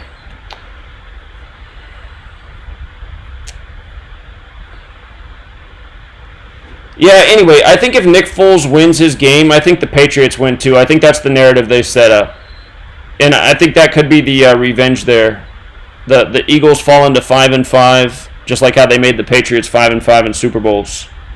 And again, this is 93 weeks after the Super Bowl. Philadelphia Eagles does equal 93, but looking at that ref, the Patriots win. They're 9-3 with this ref on the field, and the Eagles can fall to 4-7. So I'm going to be looking for that narrative that. And then the other big thing is Brady can stay on those 61 losses in Philly. Big Philadelphia number there, 61. You might recall the weekend where we figured out that the Super Bowl was Eagles and Patriots. That same weekend, the Eagles rookie kicker made a 61-yard field goal. Week 3 of that season. Okay, so I am leaning Patriots in that one, but it's a little bit muddy. And then Bears and Rams, again, I would wait until all the day afternoon games are over to get the final read here. But the Chicago Bears does equal 55. Both teams could become 5-5. And if the Bears did upset, the Rams would get that 91st loss at home, and Chicago Bears is 91. What's up, caller? Hey, Zach. I was just thinking about the Nick Foles game. He's playing Jacoby Brissett, which was the backup to Tom Brady. Was he the backup the year they won the Super Bowl? No, it was the year before. I just looked it up, but I just thought that was another weird connection between those two games. That's true. That was the year they played the Falcons. They had him as their backup. Yeah, right. Yeah, I remember that. So, yeah, that's a good point. Yeah, I just wanted to call about that. All right, thanks, man. Yep. And now that he says that about Jacoby Brissett, I remember when Jacoby Brissett was backing up. It was the year where Tom Brady was suspended at the beginning of the year. And I forget what happened to Jimmy Garoppolo. Did Garoppolo get hurt or something? But there was a game in the Houston Texans Stadium, and the whole thing was this giant 93 ritual with Brissett. And I'd have to go back and look at everything, but I just remember there was 93s all over the place. It was easy to see the Patriots would win that game.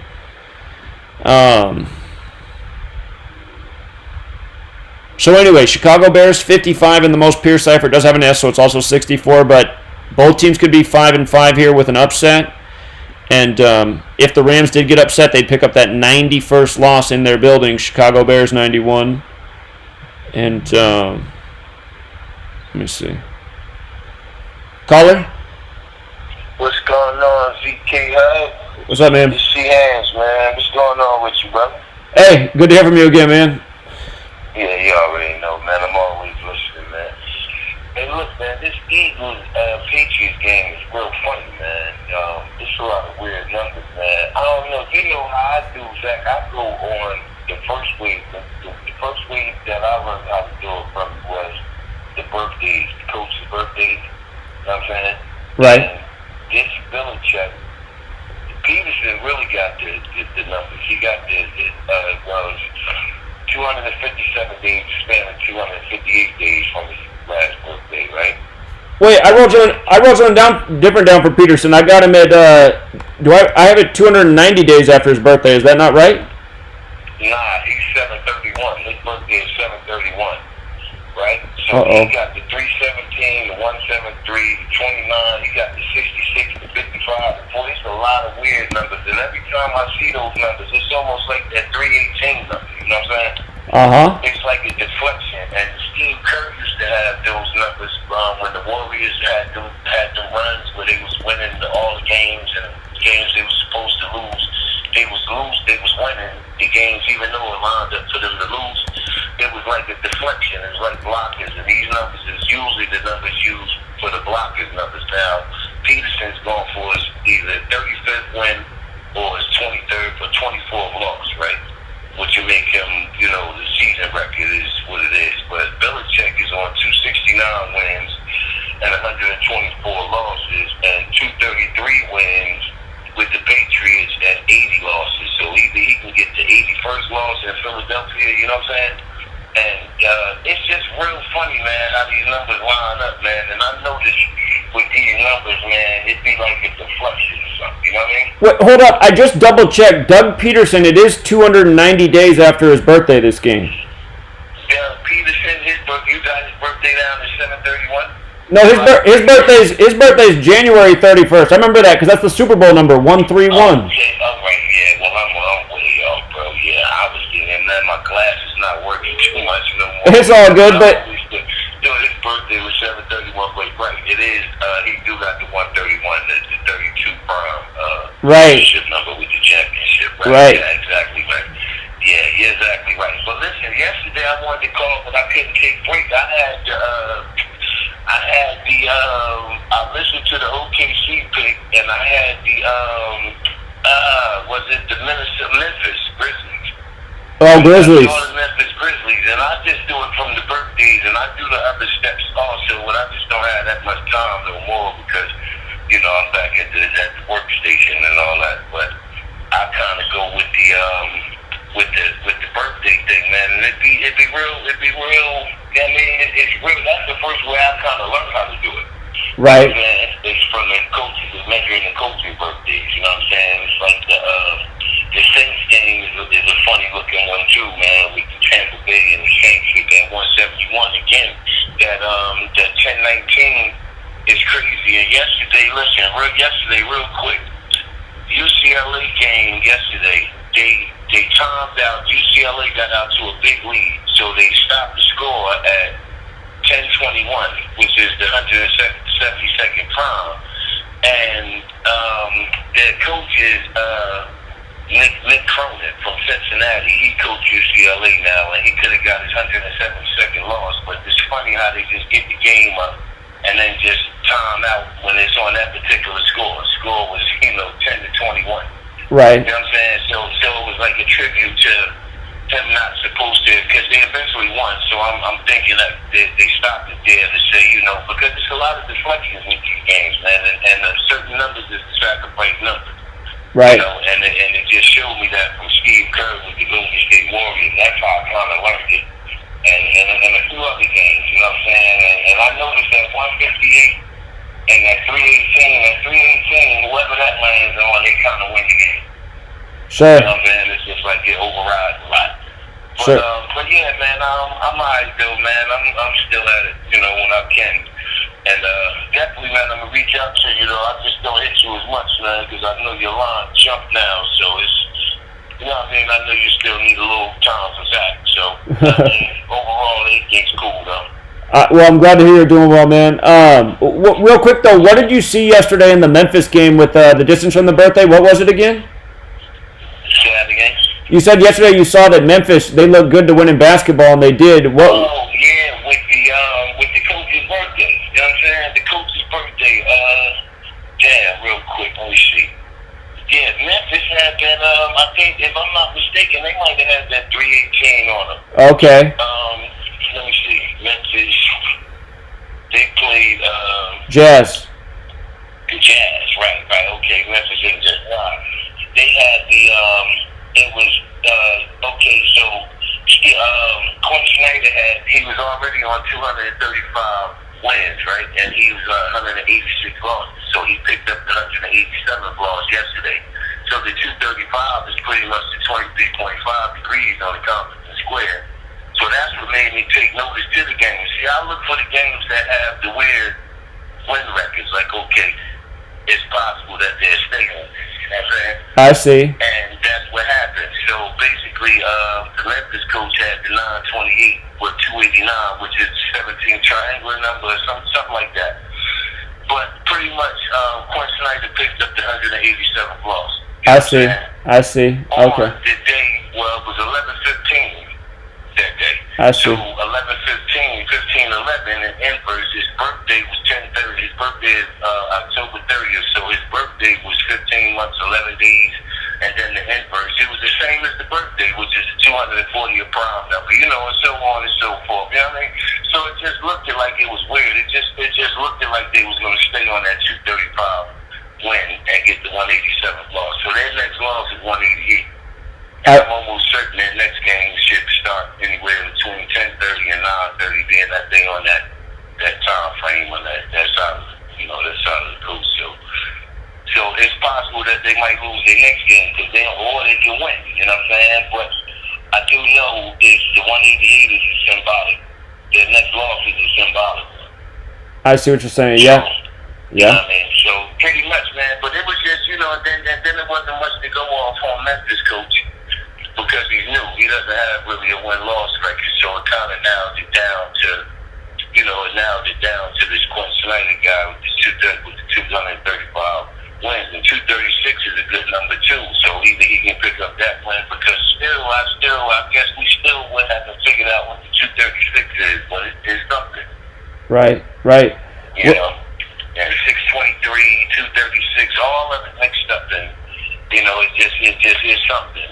You know, so eventually, man, I mean, we further than we were. You know, so pretty much, man, I'm hanging on, man, and still trying to get through it when I get through it. You know what I mean? But college football winds down. So, you know, we go from there, man. The hockey, I just don't mess with at all. That overtime, that overtime wins and losses, that just threw me for a loop. And I used to be kind of good at hockey, but I just gave it up because there's too much going on, man. Well, the points have been really good. The points have been great this year until ESPN took it off the front page. And ever since ESPN took the points off the front page, they haven't been coming through. I'm just like, what's up with this? So. Oh, see, yeah, they getting hit. And a lot of times these coaches' birthdays is not appearing too because Wikipedia has one birthday, and then the sports reference has another birthday. So it's tricky. That's usually what happens with college basketball. Right. Because you'll get a coach whose birthday is September 4th, but then when you go on and click on sports reference, his birthday be May 9th. You know what I'm saying? And that's all the stack to deck. So it'd be tricky. So I learned that, noticing how I would take the birthday off, and then the game would be totally off. And I'm saying, wow, what went wrong? You know, it might line up for him to win or lose or whatever. And I might have saw something like in the rise just because the birthday was wrong. Right. I think the birthdays up with the sports reference, and I'm almost certain eventually that they're going to just take them off, period. Yeah, they probably will. You know? All right, man. Appreciate it. But, yeah, man, you already know, man. I'm going to chime in whenever I see something more, you know, when I get the time to talk and kick dig it, man. This is a good twist too, man. Stay up, man, and we go from there, man. The opinions, man. Everybody got their opinions. They got to learn the decode, man, so they can, so you can fall back a little bit, Zach.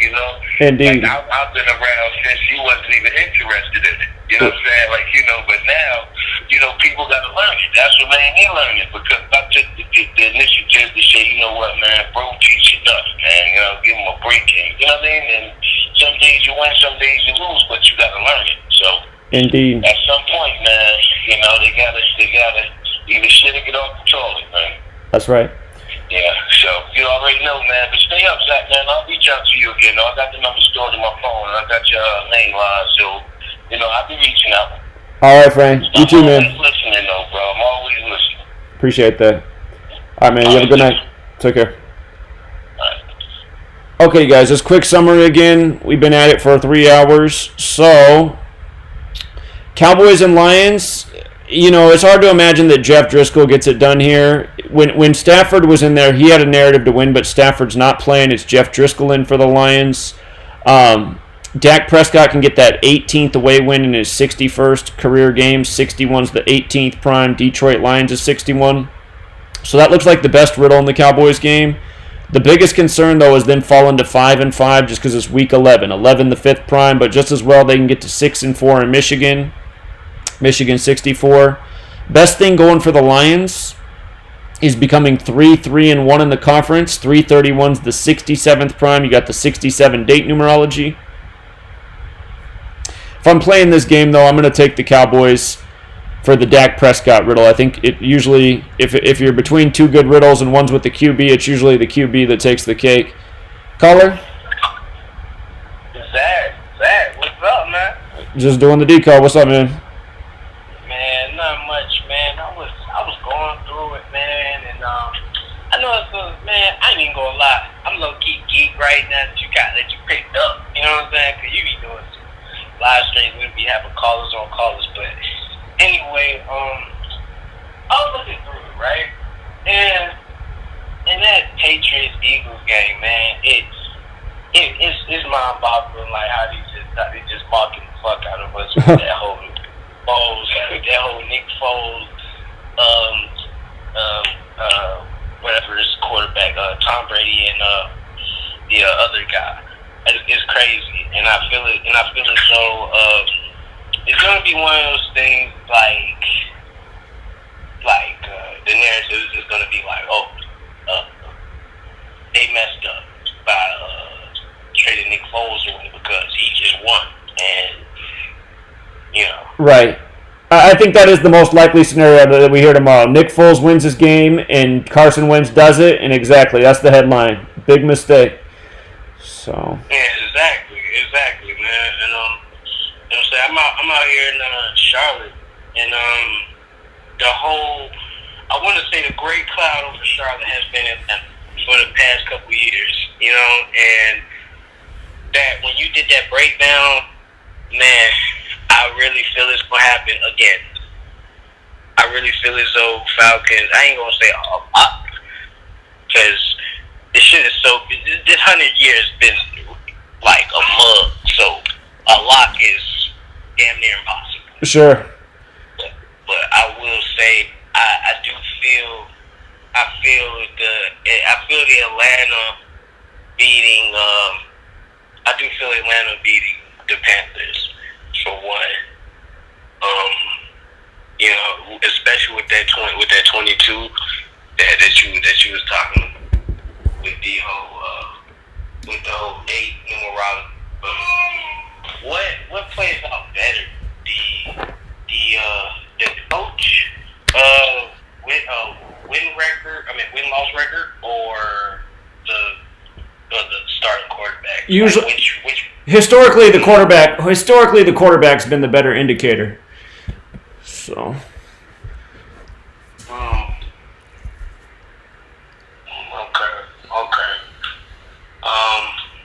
Well, yeah, man. I ain't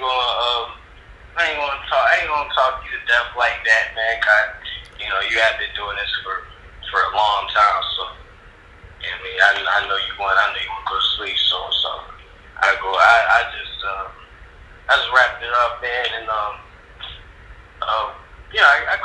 Vegas, I'll holler at you another time, man, because I've been watching you for years, dude. Like, I'm talking about your first YouTube page that got shut down. Sure. Yeah. Yeah. Yeah, I remember you made the news. They was trying to call you what they call you? It was a funny ass word, man. They was trying to call you like a nutcase or something like that. Well, one place called me Wacko YouTuber, so. Yeah, I remember that. I remember that. Cause I saw the article and everything. I'm like, yo, that was super big. Like that was man. Like, you know, we coming up on Super Bowl 54, man. Like I've been watching your shit grow, man. Like even your Patreon's popping. That like YouTube is just like, it's not just you.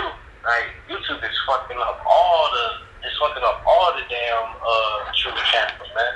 Yeah, that is true. That is true. So. You know what I'm saying? But definitely, man. You know what I'm saying? Whenever you post on YouTube, you know, you'll be seeing me in the comments, man. King Thanos, you'll be seeing me here and there, man. I'll holler back tomorrow, man, and you know what I'm saying? I don't know if you bet or not, you know what I'm saying? But hey, man, you probably gonna get a few dollars tomorrow. All right, man. Well, I wish you luck. I hope it's a winning day. So appreciate the call, man. You have a good night. Oh yeah, man. What's up? All right, take care, man. See you. Okay, so I'm just gonna go through the games real quick, and I'll tell you which games I like the most of the most. And unfortunately, those games, the best riddles are also the biggest spreads this week, unfortunately. But anyway, Cowboys and Lions is not a one-way street, but again, I think Dak Prescott getting that 18th away win in his 61st career game, I think that's the best riddle. Jaguars and Colts, it's tight, man, because the 11s go in favor of the quarterbacks, which go in favor of Brissett and not Foles, because Foles can fall to 11-11 in the regular season. That might be his away record. But I really do think they're setting this game up, because it's clear to see that Foles' return is synced up with the Eagles and Patriots game. And it seems like the most likely, narrative is the Eagles made a mistake letting Foles go. Because they've already been saying that, right? So this could really prove it. If Foles comes back and balls out and beats the Colts on their field, and then Carson Wentz loses to the Patriots. So I don't know if I would mess with this game. I might just sit there and observe. But I'm thinking just... Because the number thing is pretty much even in this, so I'm just going to what does my intuition say, the way the NFL likes to do things. Foles wins, Carson Wentz loses, Tom Brady gets his revenge in Tom Brady's NFL. I mean, it seems about right. Bills and Dolphins, the Bills have quite a few things lining up for them. The Bills look good tomorrow. The only thing that's concerning is Allen could stay on 11 wins in Week 11, but there was like 8 things that lined up for the Bills, so I like the Bills. Broncos and Vikings. Vikings look good to go. Vikings equals 37 in the most pure cipher. Broncos fall to 3-7. It's Week 11, the 5th prime. The Vikings get their 5th home win. Colorado equals 83. The Vikings improve to 8-3. Football's 83. Of course, we know football and 83, big number. The Saints and Bucks, it gives me a little bit of deja vu from last week. I'm still really mad at myself for not taking the Falcons. We saw the riddle. They were an awesome payout. Really bad mistake on my part last week. This week, the Bucks aren't nearly as awesome of a payout as the Falcons. There are 2 things that can really go against Breeze. He can stay on 17 wins against the Bucks, and he can pick up his 11th loss against the Bucks in Week 11. I'm going to fade it, though. I'm taking the Saints because, again, they get to 8-2. Saints is 82. Saints equals 37. The Bucks fall to 3-7. Saints equals 19 in the most pure cipher. Winston gets his 19th loss. And the Bucks also pick up their 82nd loss in their stadium against Saints 82. So I still think that's the best riddle. There are some things there that give me a little bit of pause. One other thing that could go in Winston's favor is if he won, he'd be 4-5 against the Saints. New Orleans equals 45, so does Drew Brees. But I think it's a bounce back week for the Saints. So Jets and Redskins, I'm not going to mess with this game personally, but if somebody put a gun to my head and said, well, you have to pick, I'd say, fine, I'm taking the Redskins because the Jets can fall to 3-9 and New York and 39 hits so much, but I don't trust either of these teams. I don't think it's a good game to play. Falcons and Panthers, you got riddles going both ways. This is no one-way street. Probably the biggest concern for me about Atlanta is them falling to 1-5 away because Atlanta's 15. They'd get their 5th away loss in Week 11, 11 the 5th prime. But there's quite a few things that line up for Atlanta this week. And the Panthers could also fall to 5-5 in Week 11. So I might sit this game out. If I did play it, I would take the Falcons with the points. That's how I'd play that game if I did. Texans and Ravens. Again, the stadiums, we just started looking at it last week, so we don't have a long track history with it, but it was a really great indicator last week. We used it this week with the Browns game favoring the Browns. The Browns got their 58th win in their stadium, Pittsburgh's 58. In this Ravens game, if they lose, they're going to get their 51st loss in their stadium, and if they lose, they will be 5-1 against the Texans in their building. So 5-1 against the Texans and 51st loss, and Houston Texans equals 51. The team that hosted Super Bowl 51. It's a teeter-totter of a game, though. If the Ravens win, they're 4-1 at home. Baltimore's 41. If they lose, they're 3-2 at home. Houston's 32. And Harbaugh, he can get his 112th win. Houston equals 112. But a caller did point out, and he is correct, that next week the Ravens play in LA, and the name of their building equals 112. So he could also get his 112th win there. Very likely the Ravens split the next two games because they'll be 8-3. Ravens is 83, so is Los Angeles Rams. That's who they play next. Texans would be a nice payout. We checked I'd check the pregame tomorrow and see where the money's at. When we looked, the majority of the money was on the Texans, which I couldn't believe. Almost 60% of the money was on the Texans. So, Cardinals and 49ers. This line's come down. That means people are betting on the Cardinals to cover here. Jimmy G, if he wins, he's 8-1 at home. Cardinals is 81, just like how they go into the game 8-1. And then if you look at the notes, everything makes a lot of sense with the ref, too, if the 49ers win. So, I think the 49ers get it done here. Only thing I could really see going sideways in this game is Levi's Stadium is 46 if the Cardinals got to 4-6-1, but I don't think so. I think 49ers, Jimmy G becomes 8-1 at home against the Cardinals 81. Bengals and Raiders. I like the Raiders. Carr gets his 24th home win. Bengals 24. John Gruden gets his 105th win. Cincinnati Bengals 105. The Raiders become 5-1 at home. Cincinnati 51. And the only thing that could go sideways in this game, in my opinion, is the Carr's next overall loss is 51. Cincinnati's also 51. But again, typically when something lines up with the coach and the QB, it's a great sign. I think there's been one game this year where it lined up with the coach and the QB and it didn't come through. I'm trying to remember what that game was. I know it happened at least one time, but if it happened beyond that, it hasn't been more than 2 times. I'm pretty sure it's only been one game that's had an alignment like the Raiders have that's failed this year compared to many that have come through. So the Patriots and Eagles game, again, you got riddles going both ways. I mean, looking at the numbers, you can make an argument either way for this game. If you're going to wait to place your bet until the last moment, I imagine that if Foles wins, that's the sign that the Patriots are going to win too. Because I think that's the narrative they want to set up. Caller? Yeah, Zach, this is Chris. Hey, what's up, man? Martin just put something in the chat. He just looked up the teams after the bye. He wanted to let you know that the Patriots is 18-12 after the bye all time. 18-12, so they can get the 19th win after the bye on this 67-date numerology, the 19th prime. Okay, great tip. I appreciate that. Yeah, because he just looked it up a few minutes ago. He said majority most of the teams after the bye. Majority of them teams win after the bye, so he just wanted to let you know. He said he can call in and stuff. Okay. All right. I appreciate it. All right. All right. Thanks, man. Didn't mean to hang up on him. I thought he was done. I want to know how I see Martin's comment. How in the world did you calculate that? I decoded every team's record after a bye. All the teams who could get their 19th win after a bye. Martin's really good at researching. I don't know how he finds some of this stuff, but so every team that could ever get their 19th win.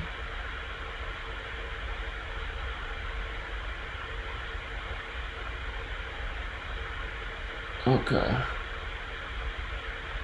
All right. Well, that would be something favorable for the Patriots then, and it does really feel like that's the narrative the NFL wants to sell everybody, that the Eagles should have kept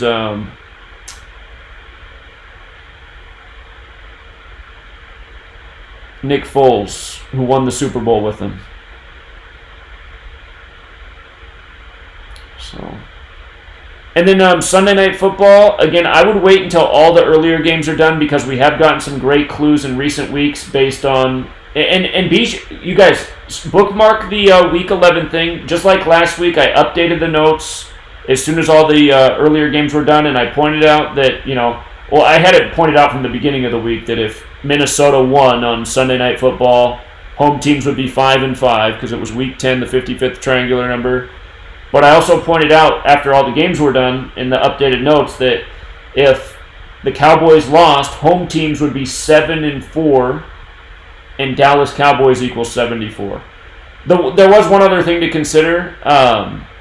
If you counted the game from Thursday night, had the Cowboys won, they could have been 9-3, and Minnesota Vikings has the 93 connection. But again, the game was in Dallas, the 55-10 thing and the 74 thing, it was all right there. So after all the earlier games are done, we might very well get a clue to help us out with this game. But if the Rams lose, they're going to pick up that 91st loss at home, and Chicago Bears is 91. I mean, they're going to pick up their 91st loss in the stadium, and even though we only looked at it for a week, I'm starting to think that might be a really great indicator that we've been missing all this time.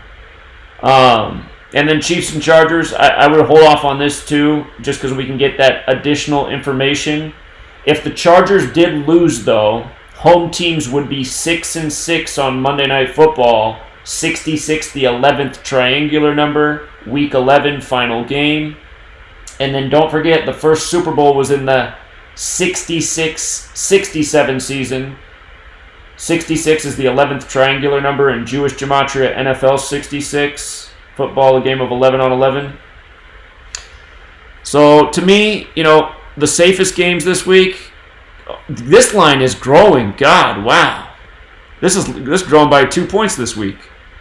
It's amazing that the Raiders are that much of a favorite. But the Raiders got a strong riddle. 49ers got a good riddle. Vikings got a good riddle. Bills got a good riddle.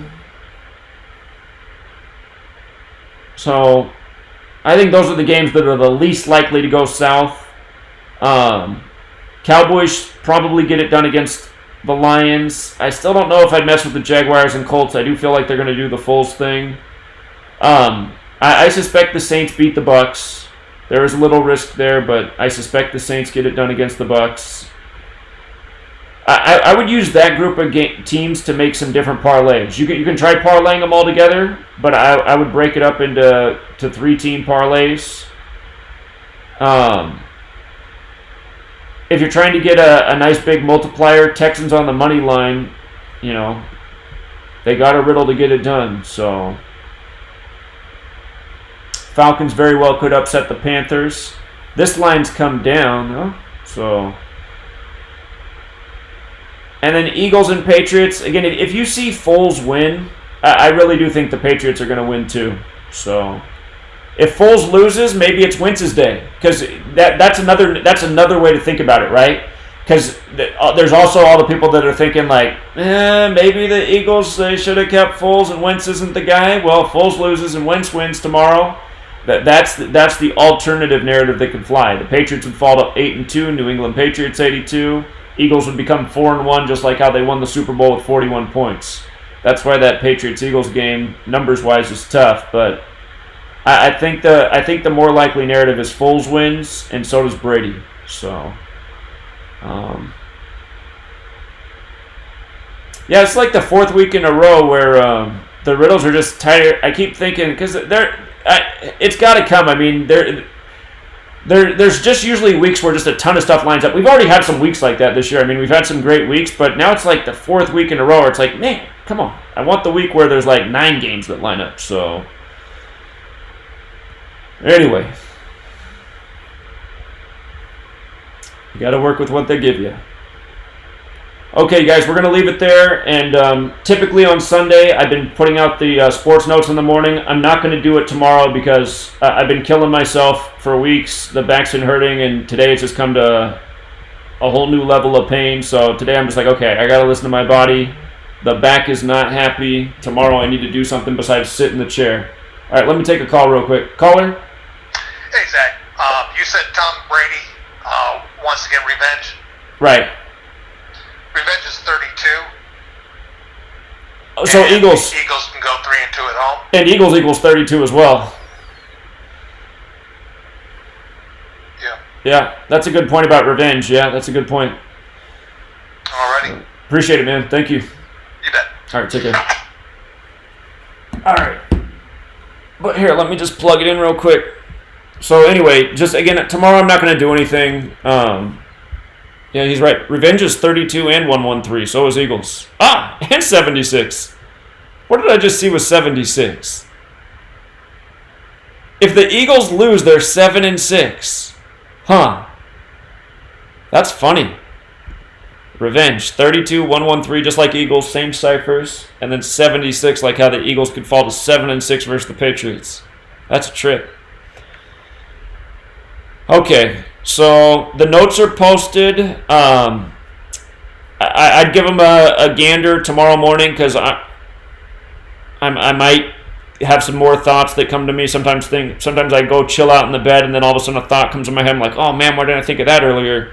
So, but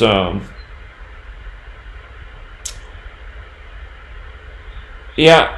We can leave it there, and the notes are posted on the wall to the Patreon. For the gentleman earlier who said, where do I get the notes? Again, when you log into the Patreon account, everything that I post shows up on that wall. So,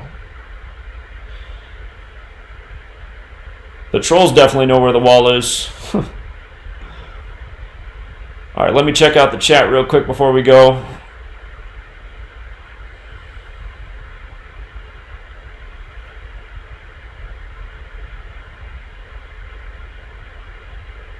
The Falcons upset, man. The Falcons upset did look good last week. I mean, we talked about using it as a parlay multiplier, but I should have just had more confidence in it. Harden had 49. His over-under was 48. That's hilarious. All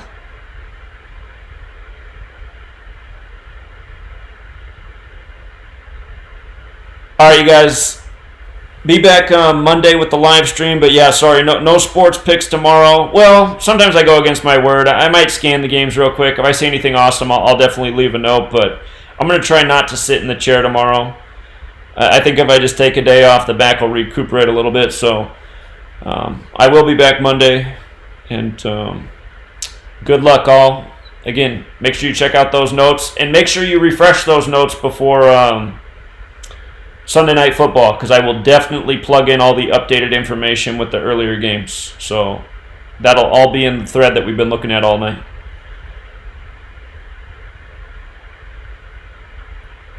All right, I'll have to look into that. Appreciate it, Hutch. All right, you guys, have a good night. Take care.